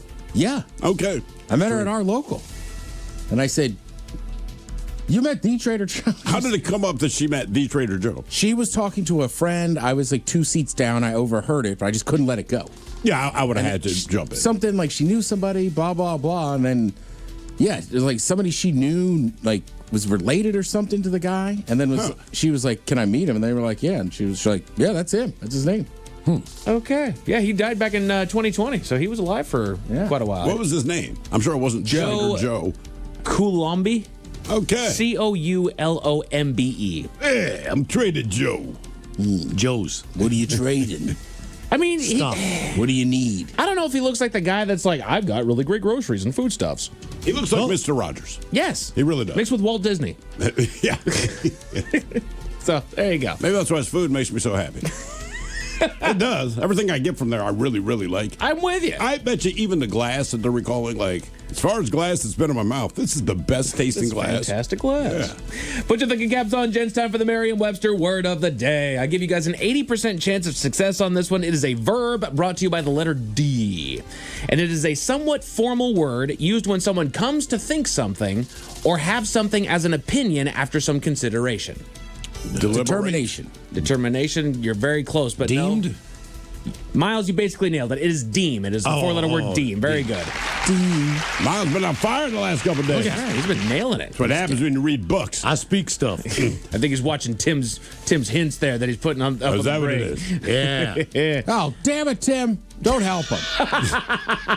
It's only on Miles. Was it up there? Was it up there? It was. Okay. He puts up little hints, and I like that. When? He puts up hints in the last break. Oh. Puts up hints there for everybody there on the YouTube. Nice. So they can have a little bit of a chance. He puts up a sentence with the word taken out of it. So he actually puts it into context. Okay. Unlike Mike. Unlike me, I just Tim give you the, putting in some effort, for I just God's sake. give you the doggone definition. Tim's working on it. Yeah, you know what? That's a good point. That's a fair point. That is very good, man. Tim works harder than everybody out here. A new study suggests GLP-1s could help curb substance abuse disorders. And what are GLP-1s? I don't know. Like Ozempic, Wegovy. Okay. Zepbound. I know a few people that are on them that have lost weight, but a couple of them were thoroughly enjoyed a beverage, and they were like, I'm not trying to stop. They're just like, I just don't feel like drinking. Really? Well, I guess that's Yeah. part of the whole thing, right? Yeah, We it's help kinda you lose weird. weight by losing your motivation to consume. Yeah, that's exactly what it is. And it works. Apparently, They switched to hard drugs. I switched to heroin to get off of beer. I started smoking crack, so I wouldn't smoke weed. Apparently, VHS tapes are now worth big bucks. Oh, really? Yeah. Right? Why? Because the same reason that you think. It's just they're retro collectors that want that stuff. All right, well, good. I have the original trilogy of Star Wars on VHS. I do too. Not the Nice. one that he Redid. That he redid. I was going to say effed up, but redid. Same thing. I got a sneaking hunch my old man might still have his because I remember as a kid he had that like trio box set. That is correct. Yeah, I got we a had bunch that of Disney stuff. Yeah. Stuff for my kids. And the Black Diamond Disney editions? I think those were supposed to be really valuable. What are they? Was it like nudity? No, they were just Bambi with boobs. Bambi had boobs. Yeah, but they show them now. Oh. Well, I will She walks say on two legs. they've adjusted. What's the scary one with all the villains back in the day? Fantasia. Fantasia. It's one of the scenes they took out. Didn't it scare the living bejesus out of Well, it pretty wasn't only that, but one of the scenes they took out is these ponies that have long hair and boobs. The ponies had boobs? You might have forgotten about this one. My friend. I feel like if I saw a pony with boobs, I'd remember that. Were they centaurs? Yeah, because I guess they were on 2 feet. Or like satyrs? Yeah. Yeah. Yeah. But I was watching it with my friend's kid, and I was like, I don't remember this. She's like, this is the real version. Oh, damn. See, Mike? Maybe I'm not that far off. I don't think. I mean, look. Yeah. The hunter just sits there. Take your top off. Damn. Your mama didn't show me her boobs. Let me show you why they call me Thumper. Just this huge hog. But his feet aren't moving. Oh, wait. I got it. Okay, do you guys remember that moment that you switched from being kind of in your younger adolescent era into being more of an adult? You guys kind of remember where that shift happened, those small victories that took place throughout that journey? Sure. Well, let's talk about them. The Men's Room Top 10. The Men's Room Top 10.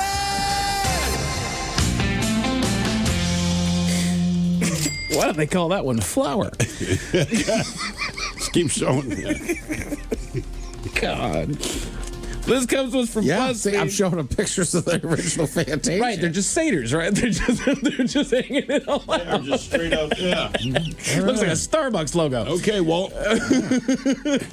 Yeah. Unicorns. I put boobs on them. Oh, with boobs.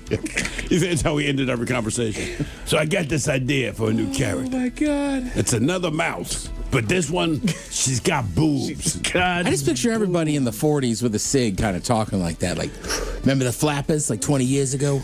Boobs. Throw them in. Put them in there. So somebody online asked, what are the signs that you made it, quote unquote, as a millennial? And here are some of the best responses. Honestly, this applies to a lot of different people here. But they start saying, finally upgrading from a full-size bed to a new king bed. Oh, yeah. When you find, It feels good, man. I was still living at home when I bought my first bed because I feel like when you're living at home, that's the time that you can kind of start acquiring stuff and it doesn't hurt near as bad. Yes, it does not hurt near as bad. Right, so I got myself this big old bed frame. I got myself a king size mattress, and I was living at that point. It was fantastic, man. Being able to put your bills on auto pay. And my wife does that, yes. Right, it's fantastic. It's a good feeling. Not having to panic when you have a $500 or $1,000 emergency. I just get irritated. Yeah. Very Sucks. irritated. Right. I'm starting to move into that realm, which I really, really appreciated, to where now it's, like it says, it's a bummer rather than a major anxiety. Right. I'm still not over the major anxiety part, but I'm starting to tell myself, like, we'll be okay. You'll be okay. You'll we got be this. okay. We will be all right. You start getting that mental callous because it's going to happen at least once a year, every year of your life. Oh, yeah. And at some point, you're like, you know what? The things that cost more than this suck more. In fact, today we had some plumbing issues taken care of. Oh, did you? Oh, yeah. It cost more than that. Yay. Yeah. I was freaking stoked. Fantastic. What are the tiny victories that make you feel like you've made it? Having a drink fridge in the garage. I got one in the basement. Yeah. Yeah, that's awesome. I'm waiting for that day, man. Yeah. Brother, listen, I mean, the fridge was already in the house. Sure. So even my wife's like, well, I'll just use it as your beer fridge. I'm like, I wasn't going to say it out loud, but now that you put it out there, yes. The wife and I are currently saving to try to get ourselves a new fridge. Oh, yeah? We want a fridge. Keep the old one. That's exactly what we're going to do. We're going to keep that fridge, and then when we move, we're going to put that damn thing right back where it came from. We're going to take the new fridge with us. Yep. You guys get the drink fridge. Enjoy that. We kind of did that. Remember, what was it last year, the Seahawks game? We filled up the cooler and just took it over to the couch. Yeah, right. We can't be getting up and walking to that fridge. That was living. Got the recycle bin right next to it, too. Right. Look at that. Oh, yeah. Our buddy Brett, when I put his dog back at his house, he wasn't there. So me and my other friend drank beers in his garage. Got it, man. Well, you got to tax somebody. It's true. That's how things work, Mike. Paying off your student loans or buying a house. I don't care who you are. That just feels good. Yes. That's just a way. But they feel different because paying off your student loans, it's like, all right, man, financially, I've done something great. Buying a house is an outstanding thing, but how long did you sweat the fact that you just spent more money than you've ever spent in your life? And then on top of that, every month, you're going to spend more money than you spend on anything else. And this is not to talk anyone out of it, but it took me about a good 3 months to really, it was exciting to buy a house, but I also looked at my wife and said, there's nothing in our life that will ever cost this much. Correct. And I've never spent this much money in one lump sum. And I've never gotten this skinny before. Where I had to get a loan. Right, to cover that. I'm like, you're happy to have the house, it freaks you out, and then you get that first mortgage payment, and I know I can afford it, but also it's the most expensive bill I have. Yes. Is it paying it off or buying one? It just says buying. Okay, I should say, man, paying it off, you're a grandparent by then. Yeah. Tiny victories that make you feel like you've made it. Paying a service to trim a large tree instead of doing it yourself. I've been trying to get somebody to come out and trim my tree, but I can't get it. I've put out 4 emails. If anybody knows a tree trimmer, get a hold of me. Really? They won't? They won't get back to me. What the hell? What is it with Seattle and trees? This should not be this freaking difficult, man. It's really not that difficult. I got to borrow my old man's tree trimmer because my apple tree is starting to. Apparently, my wife literally texted me just during this last break. She's like, "We got to trim that thing. It's sticking out into the neighbor's yard." Like, all right. Yeah. Buying a new couch rather than getting a random hand-me-down. Yes. Yeah, that's a good point. Feels good. You ought to go and sit on couches before you buy them. Did you not? Mm-hmm.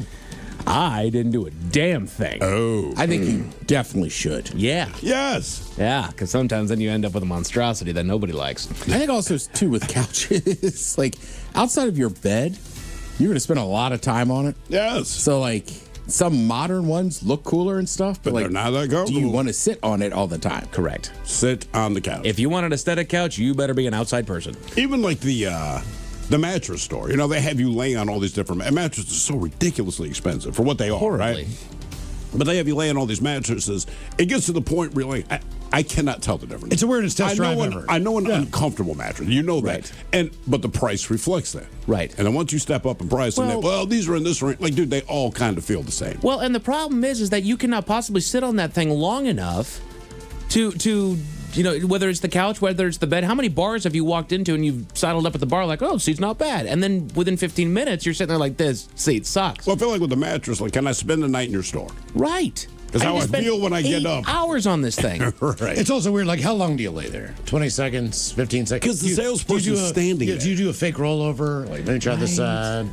I'll lay on my back. That's another thing. You always lay on your back because they have the little pad there for your feet and shoes. No one sleeps on their back like that. Vampires. You sleep on your side. You sleep, I sleep diagonal. Guys are gonna be like, what kind of freak is this? Tiny victories that make you feel like you've made it. Having plastic hangers that are all the same color. I went out and bought a pack of wooden ones. It's like 100 wooden hangers. Oh, man.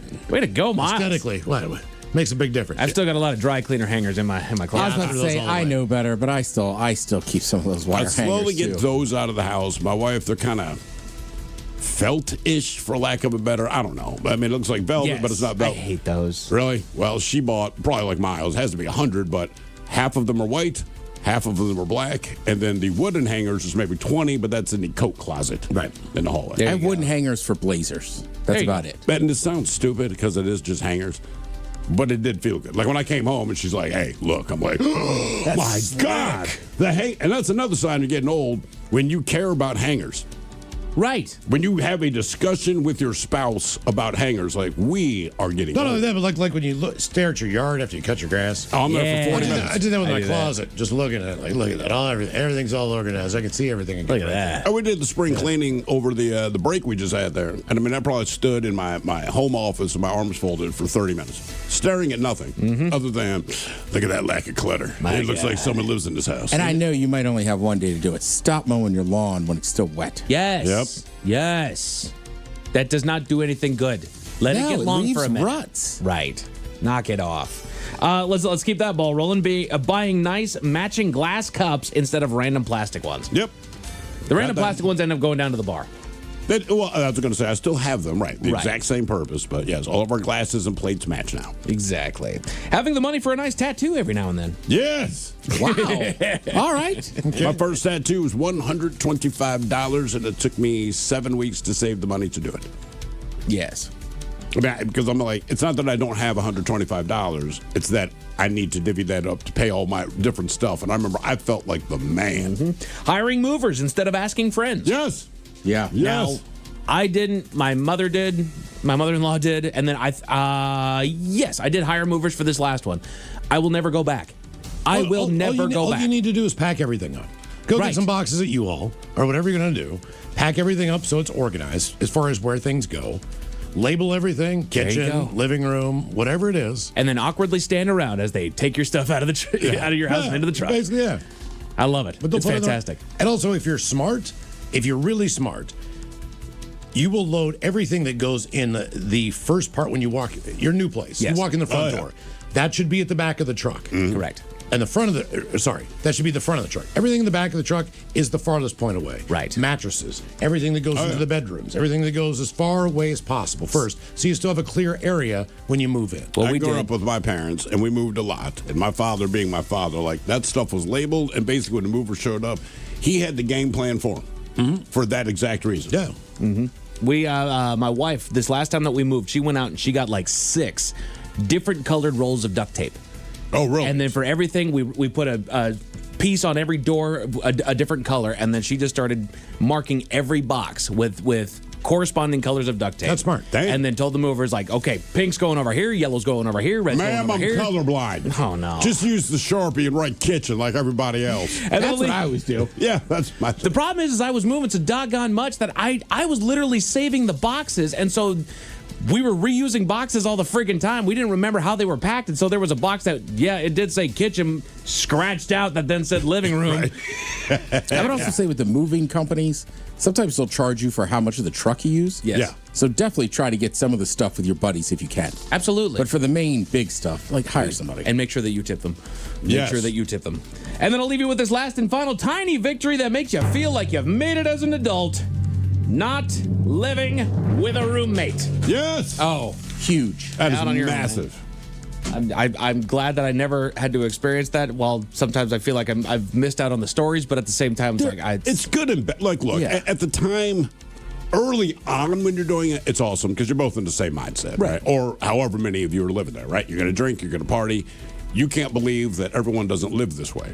Correct. Then after a couple of years, right, it's just like, I want my own space. So I'm glad I had the experience, but the idea of having a roommate now, nope.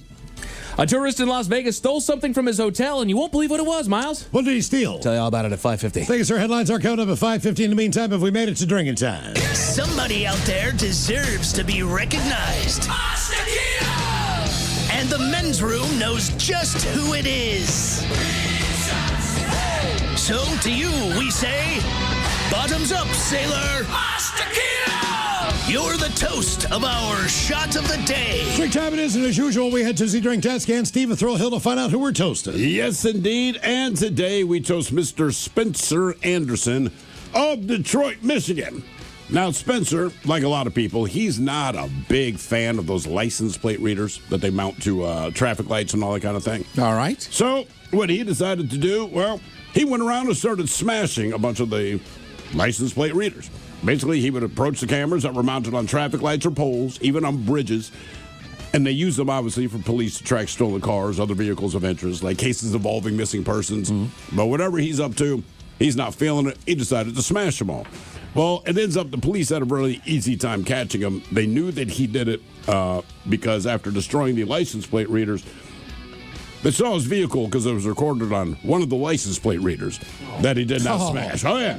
And that's how they got his ass. You didn't get them all. Not all.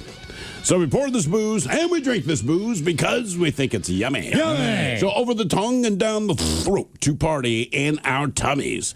Down the hola bichola. All right, let's get a contestant down the line for Profile This, 206-803-ROCK. Profile This is next.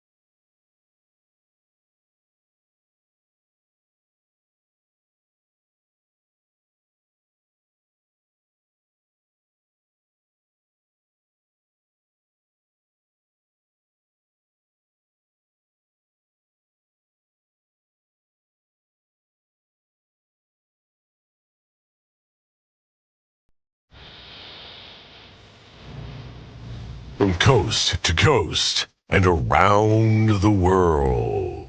If it's not important, you'll hear it here. Exclusively on In Action News. Here now are Stone Ledbetter and Felix Foxworthy. Tonight, the new health department czar promises to limit the number of human fingers permitted in meat. But first, Felix, what are you wearing? Isn't it obvious, man? I'm wearing knight's armor. I can see that. I suppose my question is, why are you wearing knight's armor? Because, Stone, that is what knights wear. Uh-huh. Again, why are you wearing it? I found out earlier today that I am a knight. A knight? You are a knight? Yes, Stone, so I am dressing accordingly. I hate myself for asking this, but why do you think you were a knight? I don't think I'm a knight, Stone. I was knighted earlier today at the convenience store. Am I missing something?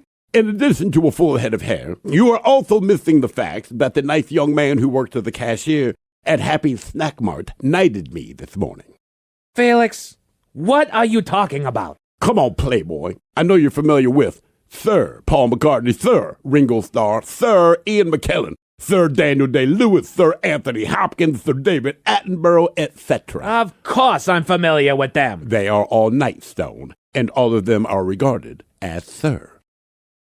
Felix, did the cashier at Happy Snack Mart call you sir? He did, peasant. He said, "Thank you, sir." Oh, for the love of Pete. Felix, that does not make you a knight. He called you sir because you were older than him and you were a customer. First of all, it is now Sir Felix, and if I'm not a knight, why am I dressed in knight's armor? Because you are clinically insane. Felix, listen, what if instead of calling you sir, which is very common, by the way, but what if the cashier hadn't called you sir, but called you, I don't know, partner instead? Unbelievable. But the cashier called you sir, so now you think you're a knight. That is what I've been trying to tell you, Playboy. Hey guys, we have a phone call from a viewer. Says his name is Ringo. Ringo? That's what he says. Put him on. Well, hello, caller. Welcome to In Action News. You're with Stone Ledbetter and Felix Foxworthy. Hello, lads. Sir Felix? What's good? Heard you was made a knight earlier today. He was not made a knight. He was simply called sir by a cashier at a convenience store. Happy Snack Mart. I know it well. If that cashier called you sir, then you are a knight. Welcome to the club, Sir Felix. Thank you, Ringo. Feels good, man. I know. Being a knight myself. Did you get your jacket yet?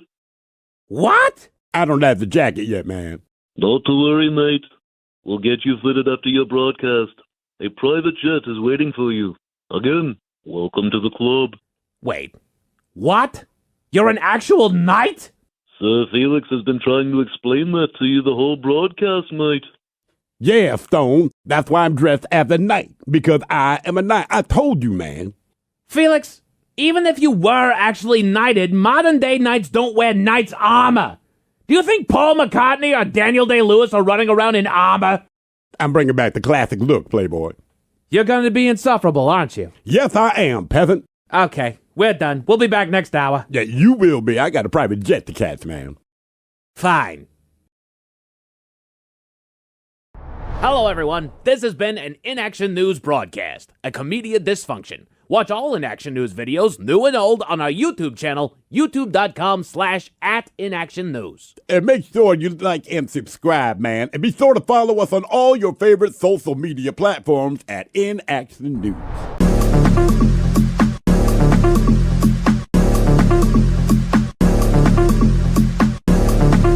Did you know that in the United States, someone crashes their car 13 times every 60 seconds? Wait, what? Someone crashes their car 13 times every minute here in the United States. Well, damn, take the license. Well, they're car accidents, Felix. Exactly. They're not fit to drive, Stone.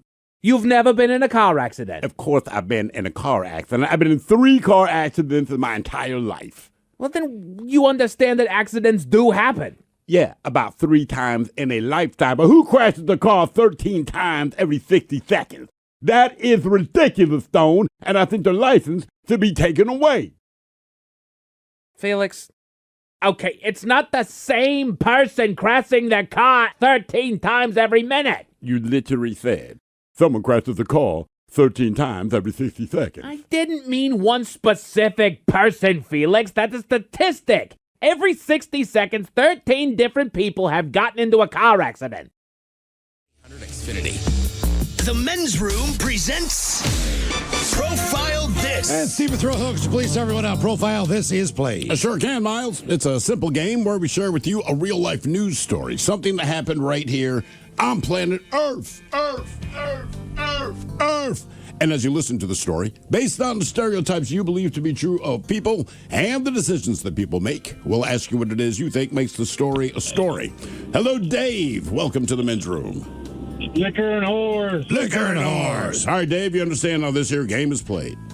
Yes, I do. Fantastic. Today, you have a choice of one of three stories. Today, we have Bite Me.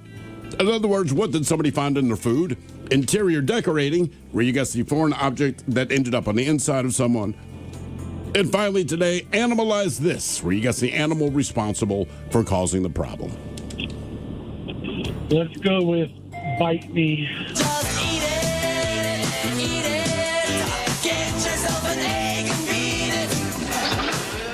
A burger was delivered by Uber Eats from McDonald's to one Aiden Griffiths, and both are blaming each other for an unexpected surprise.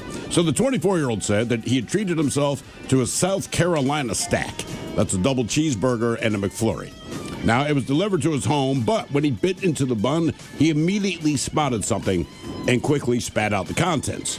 He contacted McDonald's manager and was quickly given a refund, but after sending an email to McDonald's customer service to highlight the problem, he was annoyed when they said it was Uber Eats' fault, despite the food arriving in a sealed bag from the restaurant, which he said had clearly not been tampered with. Now, McGriffiths, he was keeping the meal, which includes the surprise, in his freezer as evidence.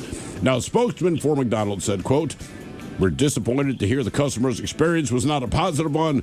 We have found no evidence that this originated in the restaurant or in the delivery process. However, Uber Eats has refunded all the costs of the customer's meal and their delivery charge." So it's he said kind of deal. The question is, what did he find in his McDonald's meal? Was it a Band-Aid? Was it a snail? Was it a cigarette butt? Or was it glass? So Band-Aid, snail, cigarette butt, or glass? What do you think, Ted and Miles? It was in the bun. It said it was in the bun. Yeah. McDonald's says it wasn't us. It was Uber Eats. Uber Eats is like, So, well, no. I mean, like under or like? I don't know. All right, that right. I don't know. So it's not necessarily inside the. Dave, I'm going to go cigarette butt. Awesome. It was Band-Aid, snail, cigarette butt, or glass. I'm going to say it's a piece of glass. Glass. All right, Dave, what do you think? Well, it's so off the wall. I'm going with snail. Snail, I'm thinking okay. There's blood tracks in there. That is a little weird. What did this guy find in his bun? A Band-Aid, a snail, a cigarette butt, or glass? We'll find out next. That was a tease. You are listening to The Men's Room.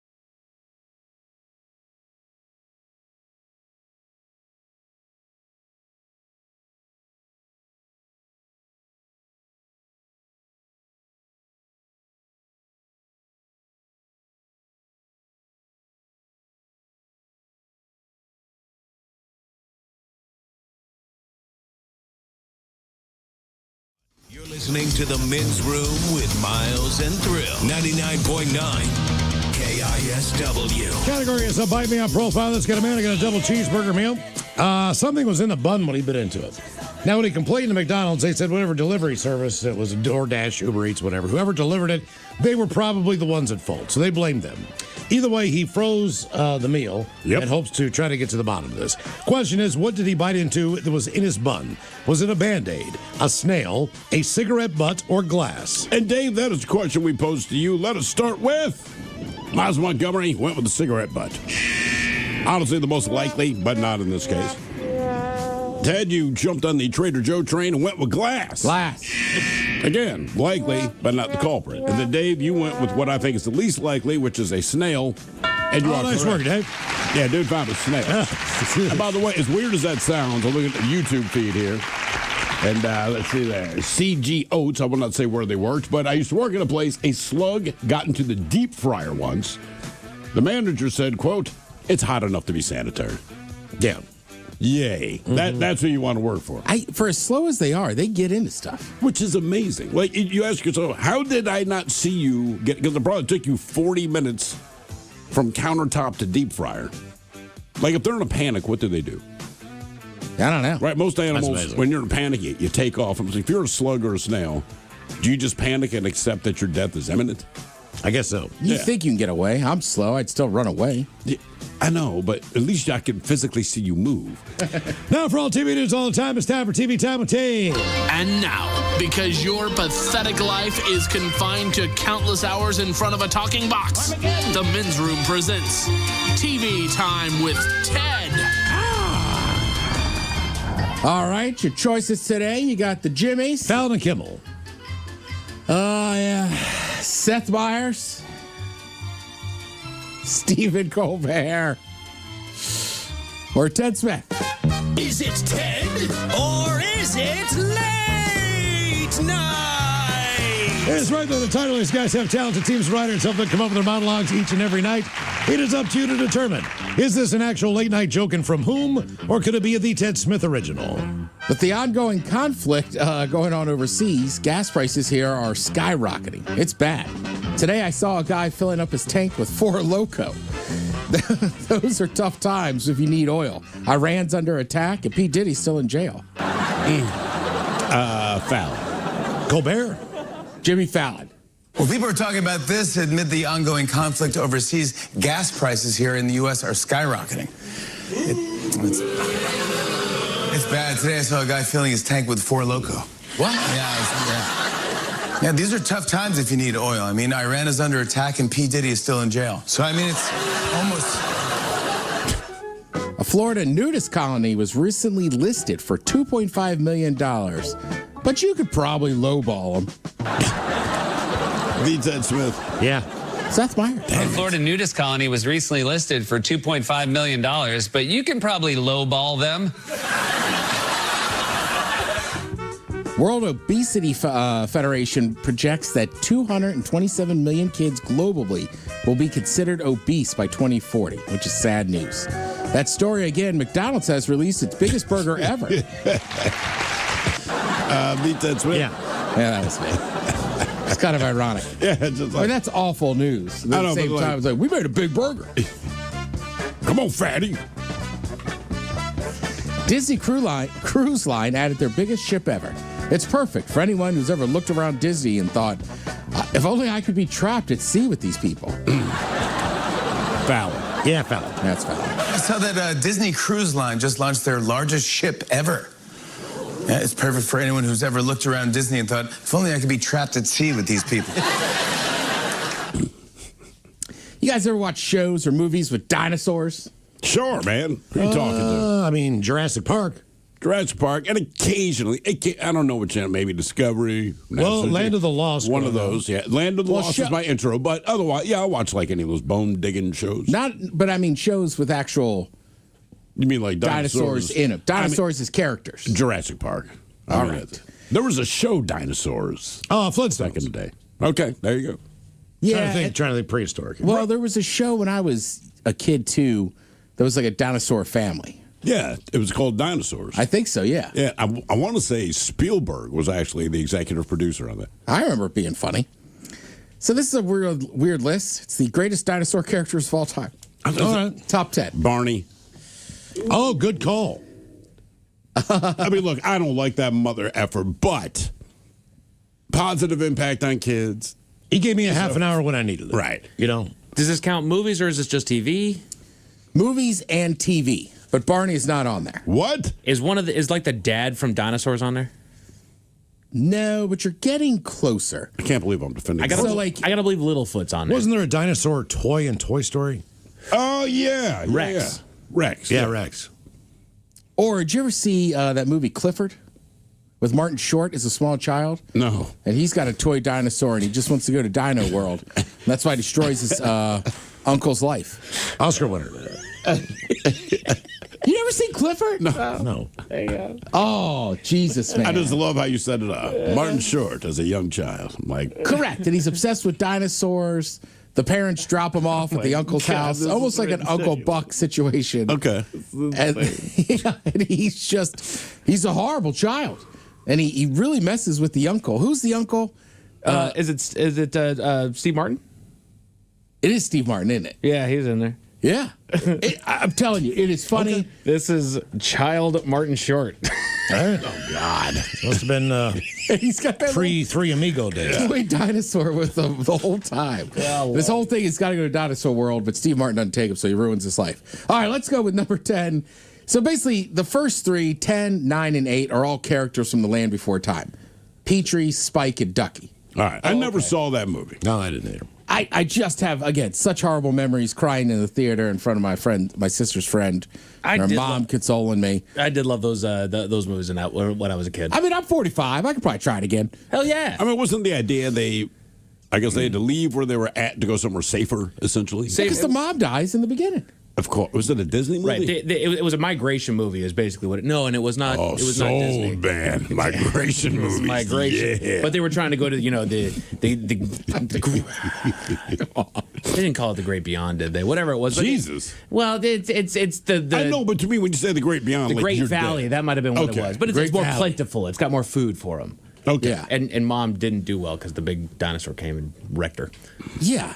Wow, that's a terrible... Now, number 7 on the list, I don't know. I guess this person is considered greatest, but he kind of destroyed everything. Godzilla. Is he a dinosaur? I mean, he's a giant reptilian figure, so yeah. Yeah, okay. Maybe not a real one, but yeah.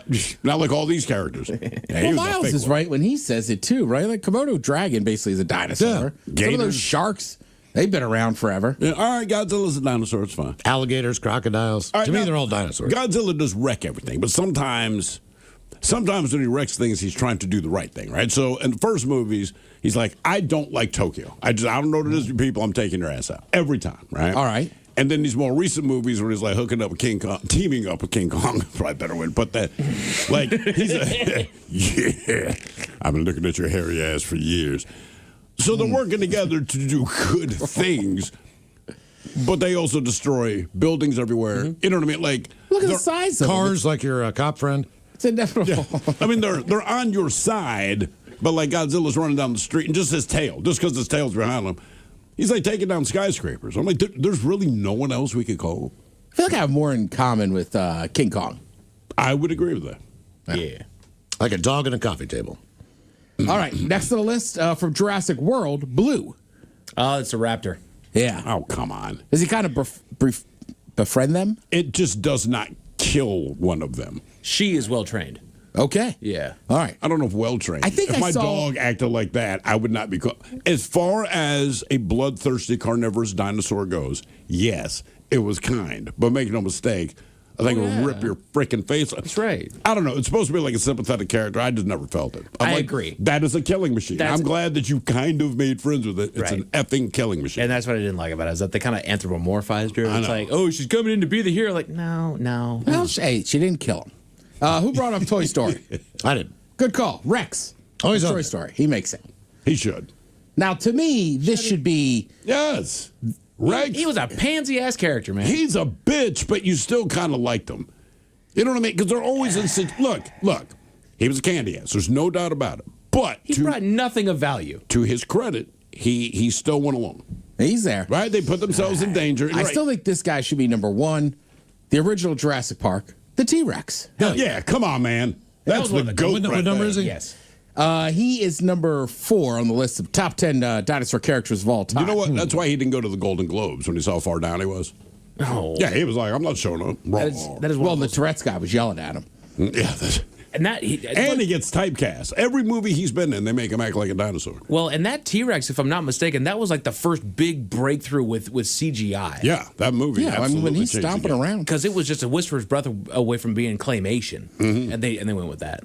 Back to the Land Before Time, Littlefoot. There we go. Yep, Littlefoot made it in there. Littlefoot have little feet. Yeah, he's a little guy. Just curious. Now, this one, I guess, is a character. I don't know if I'd say from TV or film. Ooh, the Sinclair dinosaur. I don't know who the Sinclair The dinosaur gas is. station. Oh, yeah. You know what? That's actually not No, bad but Mike, you should know this. I should know Famous this. dinosaur video games. Oh, Yoshi. Yoshi from the Super Mario franchise. Yo, she's so fine. The one that was sacrificed. And who do you think is the number one dinosaur character of all time? If it's not the T-Rex, I got nothing. What, right, we've covered Jurassic Park. We've covered everybody from Land Before Time. I Toy don't know Story. that you'll be able to get it. You Oh. two should know this one. And it's not Barney, so obviously Not it's Barney. old. It's a So it's Flintstone. Is it Pluto? Dino. Dino. Dino. It is Yeah. Dino. Oh, Yeah, he's from the number one. Flintstone. He was number one. Okay. Makes sense. I don't know. Like I said, I don't like Barney. It was a dog character. Well, he was a pet who acted like a Right. dog, but clearly a dinosaur. Well, they were cavemen, so they didn't have dogs. They had dinosaurs. Right. Yeah, I know. I still agree that the T-Rex from Jurassic Park should have been number Yeah, one. absolutely. Littlefoot was actually brave and he was heroic and he was a leader of the group. Like Dino, not for nothing. Dino was a pet. They ate dogs. It's like putting Astro at the list of top dogs. All right, you guys might know this. I'm not going to say who the celebrity is, but they're known for their fish tanks and the deadly creatures within them. Basically, this person owns 3 of the deadliest animal on Earth. Ooh. They're known for their fish tanks. I have a 20,000 gallon shark tank in my backyard. Jesus I like to hoard things that could possibly kill me. Is it Escobar? Like Shaq or somebody? Not Shaq. Tyson. No. Floyd Mayweather. Think crazier actor. Super funny. Nicholas Jim Cage. Carrey. Tracy Morgan. Oh God. Oh my God. That just seems like a really terrible idea. Yeah. We interviewed him, and he is odder than any of the characters he plays. He says, I have 3 cone snails, 1 out in the shark tank, and 2 inside the house that are my daughters. It's that the how he said deadliest thing on the planet. There's no cure. It could kill a blue whale. I have 3 of them. And he's not kidding. They're highly venomous. Venomous. Venomous. They're venomous feminists. Like a black widow. They can kill anybody. They're feminists. No. They can kill humans. They're usually found in warm tropical waters. Got a shark tank in my backyard. Yeah, I put a shark tank and they got all these sharks. They can kill you. I just saw Bobby Monahan on some podcast, and he's working with Tracy Morgan now. Yeah, and he's like, I don't know how to explain it. The guy's just kind of insane. And they were like, how often does he call Daniel Radcliffe Harry Potter? And he's like, a lot. And you have to kind of stop him. And then he said, they're doing a scene. I guess they've been doing a bunch of takes. Some woman kind of runs into the middle of the scene or whatever, and Tracy Morgan goes, it's okay. It's Jerry Seinfeld's wife. And Bobby Monahan's like, that's not Jerry Seinfeld's wife. It was just, they're like... That is so him, though, man. I'll tell you, it is great. Like, I'm not sure, and I don't even know if Tracy Morgan drinks or does drugs anymore. I think he's just insane. I think he's just crazy. Yeah. That's the sense I get. Like, in a good way. I mentioned it yesterday. It's Jerry Seinfeld's wife. Right? No. Right? That's like when he tells the story, he's just like, it was not his wife. I don't know why he said that. I'm thinking maybe in Tracy's mind he was trying to make it seem okay so the woman didn't get yelled at, but it's still just insane.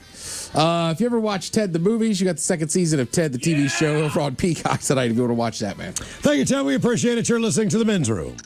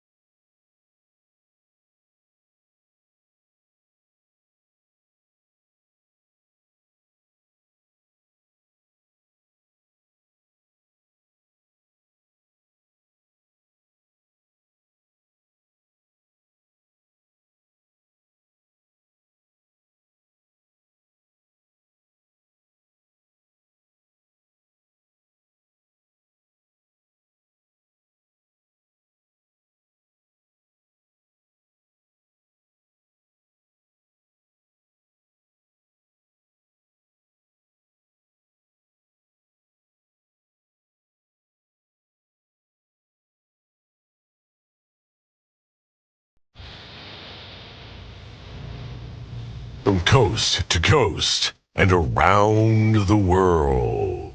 If it's not important, you'll hear it here, exclusively on In Action News. Here now are Stone Ledbetter and Felix Foxworthy. Tonight, the new health department czar promises to limit the number of human fingers permitted in meat. But first, Felix, what are you wearing? Isn't it obvious, man? I'm wearing knight's armor. I can see that. I suppose my question is, why are you wearing knight's armor? Because, Stone, that is what knights wear. Uh-huh. Again, why are you wearing it? I found out earlier today that I am a knight. A knight? You are a knight? Yes, Stone, so I am dressing accordingly. I hate myself for asking this, but why do you think you were a knight? I don't think I'm a knight, Stone. I was knighted earlier today at the convenience store. Am I missing something? In addition to a full head of hair, you are also missing the fact that the nice young man who works as a cashier at Happy's Snack Mart knighted me this morning. Felix, what are you talking about? Come on, Playboy. I know you're familiar with Sir Paul McCartney, Sir Ringo Starr, Sir Ian McKellen, Sir Daniel Day-Lewis, Sir Anthony Hopkins, Sir David Attenborough, etc. Of course I'm familiar with them. They are all knights, Stone, and all of them are regarded as Sir. Felix, did the cashier at Happy Snack Mart call you sir? He did, peasant. He said, "Thank you, sir." Oh, for the love of Pete. Felix, that does not make you a knight. He called you sir because you are older than him and you were a customer. First of all, it is now Sir Felix, and if I'm not a knight, why am I dressed in knight's armor? Because you are clinically insane. Felix, listen, what if instead of calling you sir, which is very common, by the way, but what if the cashier hadn't called you sir, but called you, partner instead? Unbelievable. But the cashier called you sir, so now you think you're a knight. That is what I've been trying to tell you, Playboy. Hey guys, we have a phone call from a viewer. Says his name is Ringo. Ringo? That's what he says. Put him on. Well, hello, caller. Welcome to In Action News. You're with Stone Ledbetter and Felix Foxworthy. Hello, lads. Sir Felix? What's good? Heard you was made a knight earlier today. He was not made a knight. He was simply called sir by a cashier at a convenience store. Happy Snack Mart. I know it well. If that cashier called you sir, then you are a knight. Welcome to the club, Sir Felix. Thank you, Ringo. Feels good, man. I know. Being a knight myself. Did you get your jacket yet? What? I don't have the jacket yet, man. Not to worry, mate. We'll get you fitted after your broadcast. A private jet is waiting for you. Again, welcome to the club. Wait. What? You're an actual knight? Sir Felix has been trying to explain that to you the whole broadcast, mate. Yeah, Stone. That's why I'm dressed as a knight. Because I am a knight. I told you, man. Felix, even if you were actually knighted, modern-day knights don't wear knight's armor. Do you think Paul McCartney or Daniel Day-Lewis are running around in armor? I'm bringing back the classic look, Playboy. You're going to be insufferable, aren't you? Yes, I am, peasant. Okay, we're done. We'll be back next hour. Yeah, you will be. I got a private jet to catch, man. Fine.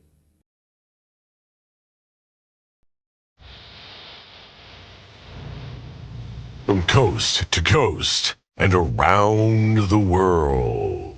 If it's not important, you'll hear it here, exclusively on In Action News. Here now are Stone Ledbetter and Felix Foxworthy. Tonight, a woman's ID was ruled a fake because there is just no way she weighed that little. But first, there was quite a buzz downtown last night at Happy's restaurant.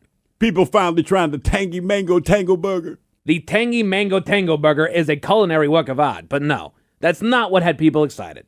It was the surprise appearance by Jamie Foxx. I know Jamie Foxx. You know Jamie Foxx? Yes, Stone. I know Jamie Foxx. I know him very well, in fact. You know Academy Award-winning actor Jamie Foxx? No. You just said that you know Jamie Foxx. I do, man, but not the actor, man. There's a fox been coming into my yard the last few weeks. I named it Jamie. Jamie Foxx. Okay, I see. Is this a repeat of last year? What do you mean? What happened last year? Last year, you told me that you knew Ethan Hawke. Yeah, the hawk of my yard named Ethan. Right. We also had some confusion over Russell Crowe. And Cameron Crowe. Ah, yes, I remember. Speaking of which, how are Cameron and Russell? Russell still likes eating trash out of my trash can, man. You know Russell gonna be Russell. Haven't seen Cameron in a while, but Cheryl started coming around, sitting on the power lines, watching the world go by. Cheryl Crowe? Yeah, man, Cheryl's cool. She was almost eaten by Megan yesterday. Megan? Fox, man. Megan Fox tried to eat Cheryl Crow. There's another fox named Megan. Yeah, and she tried to eat Cheryl. She also tried to eat Eddie. Rabbit? You know Eddie Rabbit? No, just making an educated guess. But I'm glad Megan didn't eat Eddie. Well, Tony ate Eddie. It was sad, man. Who is Tony? Hawk, man. Tony Hawk ate Eddie Rabbit. Tony Hawk ate Eddie Rabbit. Yes, sir. It's a circle of life, Stone. Yes, I understand how that works, Felix. It was tough for Larry ate Lance. Larry and Lance. Yeah, Stone. Larry and Lance. R.I.P. Lance. Felix, who are Larry and Lance? Larry Bird, man. And what kind of bird is Larry? Honestly, man, I don't know. That's why I just call him Larry Bird. Like the basketball player. Who? Hey. Larry Bird, the legendary basketball player. Yeah, it doesn't ring any bells, Playboy. I only know Larry Bird the bird. And Lance, who Larry killed? Yeah, Lance was a fish, man. Lance Bass. I see. I like Lance, man. That was a tough one. Same when Peter killed Snoop. When Snoop died, the whole neighborhood was sad. I assume Snoop was a dog. Yeah, Snoop Dogg. And who killed Snoop? Peter. Peter Coyote. Pete's not well liked, man. Why not? 'Cause he killed Snoop, man. He wasn't even invited to Snoop's funeral. There was a memorial service for the dog? Yeah, and Michael J. Fox delivered a fantastic eulogy. There's a fox named Michael J. now. No, Stone. Don't be stupid. Michael J. Fox is a well-regarded actor. Back to the Future, Spin City, Teen Wolf. Are you familiar? I'm familiar with his body of work. You're telling me that Michael J. Fox, the actor, attended the dog's funeral and did the eulogy? That is correct, Stone. Very touching. Eloquent speaker. Really captured the essence of who Snoop was. I had no idea. Yeah, man, it was sad stuff. Well, I'm sorry to hear about all of that. In the meantime, for our viewers, just know that actor Jamie Foxx was in town last night. We'll be back next hour. Hello, everyone. This has been an In Action News broadcast, a Comedia Dysfunction. Watch all In Action News videos, new and old, on our YouTube channel, youtube.com/@inactionnews. And make sure you like and subscribe, man. And be sure to follow us on all your favorite social media platforms at In Action News.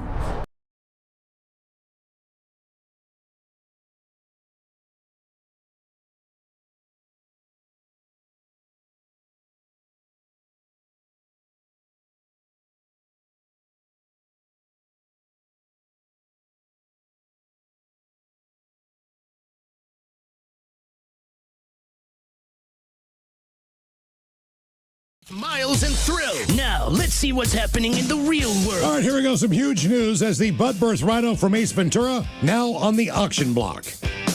Meanwhile, a little faith in the youth of America as selling Girl Scout cookies in front of a pot shop, pretty ad hoc. Louisiana mayor looks to not be a mayor anymore. A man steals a flamingo in Vegas and takes it up to his floor. And another animal is rescued after falling through the ice. It is time for your headlines. Now, it's time to hit the headlines. Here's my cop. All right, our top story. We got a lovely Las Vegas, Nevada, where someone is going to ruin the fun for everybody else. You may have heard of the Flamingo Hotel, the oldest continuously operating hotel and casino on the Vegas Strip, known for its special offering for tourists to enjoy their habitat of actual Chilean flamingos that folks can look at during their stay or while passing through. One of the guests of the hotel was walking around said enclosure at around 5 in the morning when, he tells police, he noticed that one of the flamingos suffered some sort of distress and he broke in. Stating that he knew what he was doing due to being a, quote, farm boy, he approached the flamingo and proceeded to, quote, pop its wing into place. Now, this didn't come without its own price as he injured several other flamingos in the process and proceeded to then take the flamingo in his arms and back up to his room. Police found evidence after a brief investigation that he had tortured the bird after bringing it back to his room, finding a bloody feather and various pictures on his phone. I don't believe there was actual torture on his phone, but the flamingo was not where it was supposed to be. Yeah. He was arrested and is due in court next week. Meanwhile, the birds are currently in recovery, and they're hoping that everything will be all right there. Jesus, man. Don't touch the doggone bird. How'd he get in there? I've never been there, so I don't know what it looks like. I don't believe it's terribly hard to get in there, to be honest with you. It's kind of an open air habitat that most people understand. Just stay the hell away from it. I mean, you could jump over most fences at a zoo. Right. And grab a monkey. They just trust that you're not going to do that. Correct. And they shouldn't, apparently. Yeah. And that's really my thing. It's like now we actually are facing that they'll take away the flamingo. There's already not a whole lot of fun, free things to do in Vegas anymore. They took away all the street shows. And these are Chilean flamingos. Chilean flamingos. I love how they say that, because there's no way that any normal person can verify that. Yeah, right. These are Chilean flamingos. I also don't know how. I get it. I'm sure he's blacked out drunk or something. I has no idea what he's doing. But, like, it is Vegas. I mean, everything is on camera. Yeah. Right. You think maybe security was like, look at this mother effer. Yeah. Shirtless and all, dude. Yeah. Like, he was Oh, was he? work. Yeah, Jesus. In other news, we go to Louisiana, where one city's first female mayor would be known for something a lot different. While she was still in office, she hosted a pool party that was attended by her family and at least one friend of her teenage son. The story goes that the 16-year-old friend came to be intoxicated during the party and was eventually seen kissing the mayor herself, who is about 30 years older than him. As you can imagine, as things got more heated between the two, they eventually retreated inside, where they made their way upstairs and sealed the deal. A DoorDash driver that appeared in court admitted to delivering Plan B to the home following the party, and text messages to her husband and children admitting to the crime and instructing them to, quote, lie till you die were enough for a jury to convict her. She's now facing prison time and a spot on the registered sex offender list. Jesus. God almighty, man. Yeah. I mean, she got a porn star name. Yeah. And she's not half bad looking. I'm not shocked that her son's buddy. Then again, he was also drunk off his ass, so that's not okay at all. But hey, look, and I get it, right? I've seen the pictures of her too, but at the same time, it's still a minor. It is a minor. 16. Correct. That's the law. Correct. Yeah. You got him drunk, and then you took advantage of him. Not okay. Not okay. This isn't how it works on the internet. To New Jersey, where they're tired of pretending the obvious doesn't exist. A local Girl Scout troop is in the news for a new partnership that's gaining attention. It's that time of year again when all of us are approached by somebody that we know or a group of small children outside of a grocery store to buy a box or two of Girl Scout cookies. But as with any business, location is key, and that's why this particular troop has actually partnered with a popular local cannabis dispensary. The dispensary owner doesn't hide the ball at all, admitting that snacking is a common side effect of enjoying cannabis products, and enjoys that we don't have to pretend that the connection doesn't exist anymore. Also, you got to buy your legal cannabis and weed. Exactly. I mean, in cash. Sorry. So it makes sense to like pay cash to the Girl Scout. Of course, man. I'm glad they did. That is smart. Right. I told Mike I used him as an excuse the other day. Yes, you did. What's that? Well, I went to the grocery store to get like two things. And there was a couple Girl Scouts there. And I was like, well, she's there in person. I got to help her out. And I said, that's a lie. I wanted some cookies. See, and I did the complete opposite. Because this was at a time when I was really like, I don't like any kind of Girl Scout cookie. And so I was actually going to it was like a Fred Meyer or something like that. I was just going to go pick myself up something for dinner. And as I was walking in, they were kind of hidden behind one of the pillars that's next to the door. And as soon as I saw them, I darted to the side, went into the teriyaki joint right next to it, and was like, this is what I'm having for dinner tonight. Ha ha! Never been in there in my life, and Mine wasn't Fred Meyer. And she said, I said, I do not have any cash. She's like, I got a cube. That's what I said. That it doesn't work anymore. Got it. Yeah. I will say, though, like, I had cash on me, and it was not, the mom's like, hey, you got to give him the spiel. And then, like, say thank you, get the change. Right. So Happened to me in California. There is some learning, I think, going on. Homeless dude came up to me in California. I'm like, dude, I swear to God, I do not carry cash. He's like, I have a cube. The homeless guy. Oh, yeah. Yeah, I'm out on that. Yeah. Oh, yeah. And I was like, you know that's smart. I've recently come around to exactly what you're saying. You know what? These girls are learning how to hustle. They're learning how to get out there, get the spiel, sell, and make it happen. Correct. So, I would say the bulk of people between 18 and 20, whatever, like you're going to work in a bar and restaurant or you're going to work in retail. Mm-hmm. So, yeah, I think it's a good little life lesson. Interaction, 100%. We've seen movie memorabilia go up for auction time and time again, but an auction house in Los Angeles has a brand new piece up for sale. Many of us have seen the classic 1995 comedy Ace Ventura: When Nature Calls, or at least memorable clips of the movie. Bumblebee tuna. But likely the most iconic scene is when Ace uses a mechanical animal to spy on a subject and is eventually forced to make a dramatic exit from said hiding spot. Well, good news, movie buffs. The screen-matched butt-birth rhinoceros from the movie is currently up for bid. Woo! The sale closes later on this month and is expected to reach a price of around $8,000. Last I checked, I think it was they had proxy bids in there already up to $7,000. Who says dreams don't come true? That's right. Finally! About damn time. That's something ridiculous. If I had that kind of money, I would spend. And the thing is that it doesn't seem horrifically priced. Like, wait, $8,000 for this thing? Like, I could put that up somewhere and be like, hey, that rhino over there? Why don't we all pitch in and put it in the studio? Get in there, Mike. Put it in Dave's office. Every time we make an entrance, we have to climb out of the rhino's butt. Welcome to the men's room. I like it. But just in case those stories with a bad taste in your mouth. Thankfully, there's good news. We go to New Jersey where animals continue to need assistance. Crews responded to a call late in the afternoon about an animal in distress, a deer that had managed to fall through the ice, covering a canal in the area.